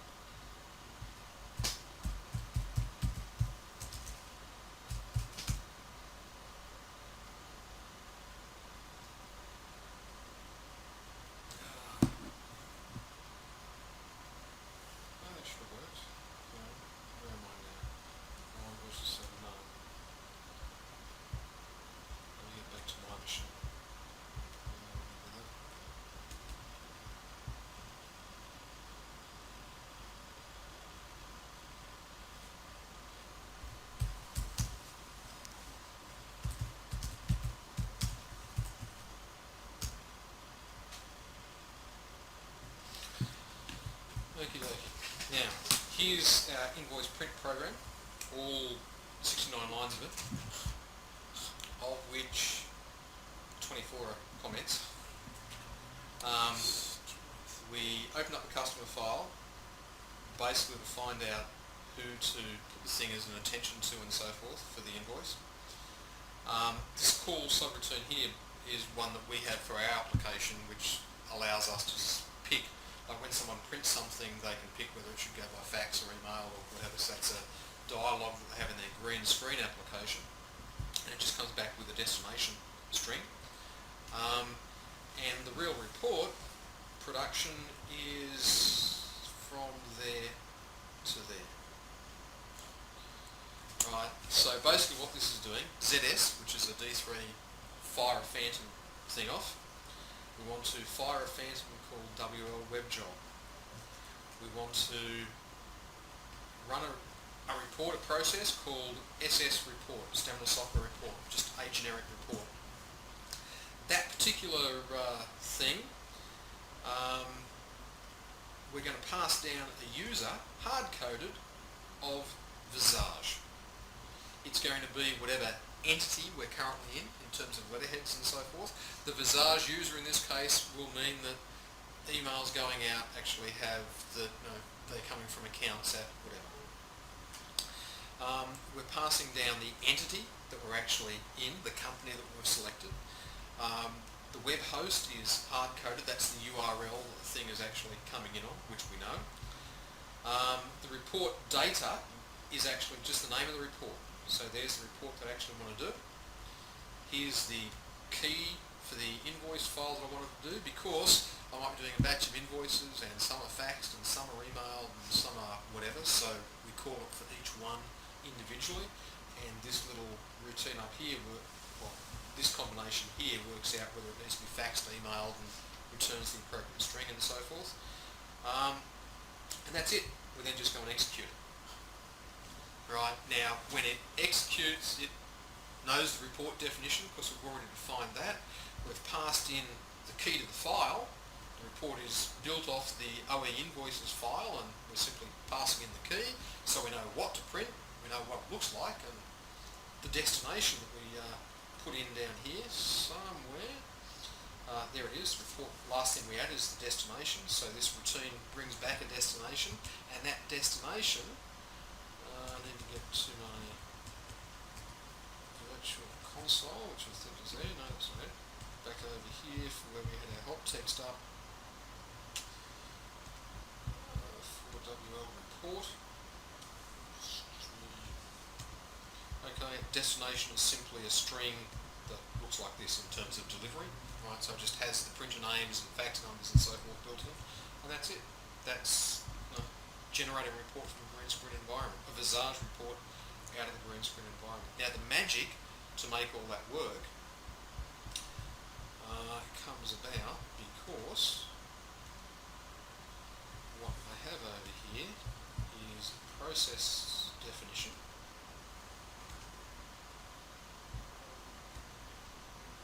Process called SS report. Remember how I said that was the name of my process. Doesn't have a web page at all. Gosh, that's most distressing. That's okay. No, it's okay. It's seriously okay. There's no problems with it. Remember, I put an action through of SS report. So when it sees that action of SS report, it fires off our subroutine called WL report. Remember where I nominated what the report options and delivery and so forth are, even though there is no web page and these things aren't associated with it. If I get back, sorry, I got to get back to my other thing. We're using a thing down here with web. See how I've got my user and I've got ampersand WL session, the web host, vReport data equals name of the thing, ampersand. This is what they call URL encoding. It's basically made of name value pairs. Name of a variable equals whatever the variable happens to be. Right, so we're getting the key and so forth. The important thing here was the report data, which was actually the report. So we are setting a value for a variable called vReport data. variable obviously isn't on a page, but as I said, you can make your own on the fly. But this works because over on our process definition, we've said that the name of the report is actually what we passed as the report data, right? And likewise, delivery is what we passed as delivery, and it just happens. So you need to have this little tiny shell of a program, but this program here I can go and use to produce any report I want from a green screen. It's just a one-off, right? Nothing in it. Just says whenever I see a on action of SS report, go and run it, and I would have passed the name as a variable called that. I would have passed the options as this, the criteria as that in terms of a select thing. I didn't have any in this case because I nominated the actual key to the file. That's why it has share here, automatically has access to everything, and even though there's no page, it has access to it. That's it.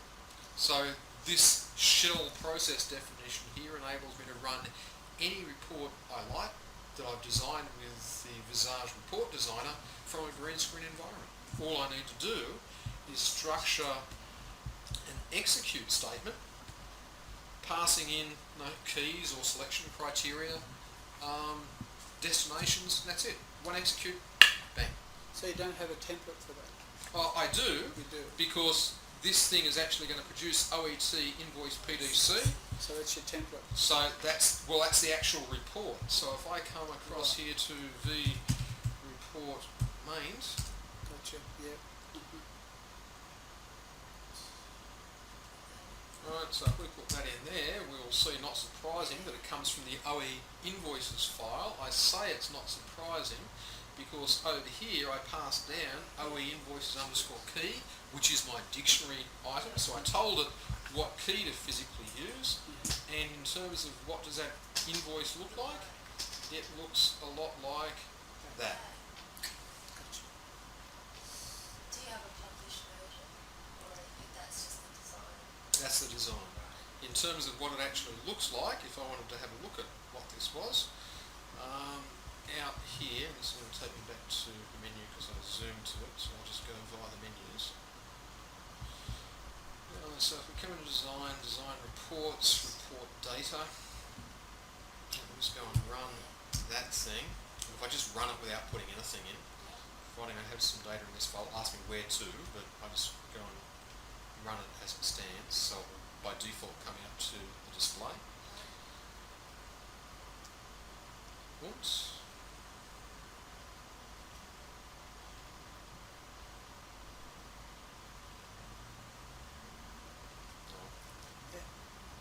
Different thing because the entity that I was in, but that's my invoice, has the nice little logo on it, has nice black boxes. That's the recurring, see how it recurs? Yeah, it just in the repeats because it's in detail. the details section. Yeah, the other things are headers and so forth. That's great. So that's it. Now, that could have been faxed, it could have been emailed, it could have been both. That was displayed. At the time of producing it, I would suggest generating a PDF anyway. Like it's just nothing Yeah. to do. Well, just in case at some point in time you're going to want to give someone an e-commerce system, no doubt, and they're going to want to get copies of invoices. Now you can either A, produce them on demand, or B, have them pre-produced. Just have them sitting there. What's the storage? Like, okay, after 12 months you've used a gig. So? Yeah, So? That's less than a little flash stick. yeah. Not a problem. How much storage would you like to chew up today? Right, so once more from now the other thing you can do, you know how I had the report viewer and so forth coming up there? How I've run it now, I'm actually getting to see it on the screen. Oh yeah, Okay. design. That's because I've run it from the actual program itself. Now I believe it's probably still in place. Over here, no it's not. Okay, instead of, if you're running a terminal emulator that actually has the ability to execute a DOS command, remember very first thing this morning, I showed you how to put up a shortcut, which was mshta, http, and it ended with wlvisage.hta. Okay, and it had a question mark, and we could put vconfig in there. If you're using Accuterm or something similar, you could actually execute a DOS command that is mshta, that great big long shortcut, right? Question mark, followed by the name of the program, SS report, and all the rest of this stuff that you've got down here, right? What people will actually then get is a Visage screen. Will open up, ask them where they want to send it, so they can look at it on the screen first if they want to and so forth, and then shoot it out. But you need Visage runtime licenses to be able to do that. To just produce the reports and shoot them out, you simply write your own code to get whereabouts it needs to be, or derive where it is, because you're going to have fax numbers for quotes and so forth there, or ask them for fax numbers, like what we physically do on ours. It doesn't matter what we do on ours, you've got to just write your own in the green screen stuff to do it. But you can also give people a preview type thing for these forms as well by putting it out on the screen. But as I said, you need a runtime license to physically do that. And at the end of the day, if they've signed off on it, they don't want to look at it on the screen. They just want to hit the print button and have it go. Right. Now, once more behind the scenes, these things that you are sending out, we've talked about faxes and so forth. I'll just show you some stuff in terms of faxes. Fax gateway is two ways. It's incoming and outgoing, right? So that you can have your fax modem or fax modems used for incoming faxes as well as outgoing. You can have it set up so that as faxes arrive, they're automatically routed to a receptionist desk as an electronic type thing that they can then forward out to people. You can have it printed if you want. At the moment we have no incoming faxes. Our inbox though looks a little bit like this. So here are faxes that we have received in the last little while. Here's one from, don't know what that is, here's one from this person, so if I click on that and say show, it's going to be someone local. So, okay, that's someone putting an order in for us. Hey presto, there's the fax from the Visage side of things. If people click fax logs and so forth, in fax books and so forth, you can still do that if you want, or you can just give the electronic thing. That's the outbox. Okay, so right now we have a tax invoice that's getting sent, it's pending. That's what it actually looks like. It's just applying somewhere.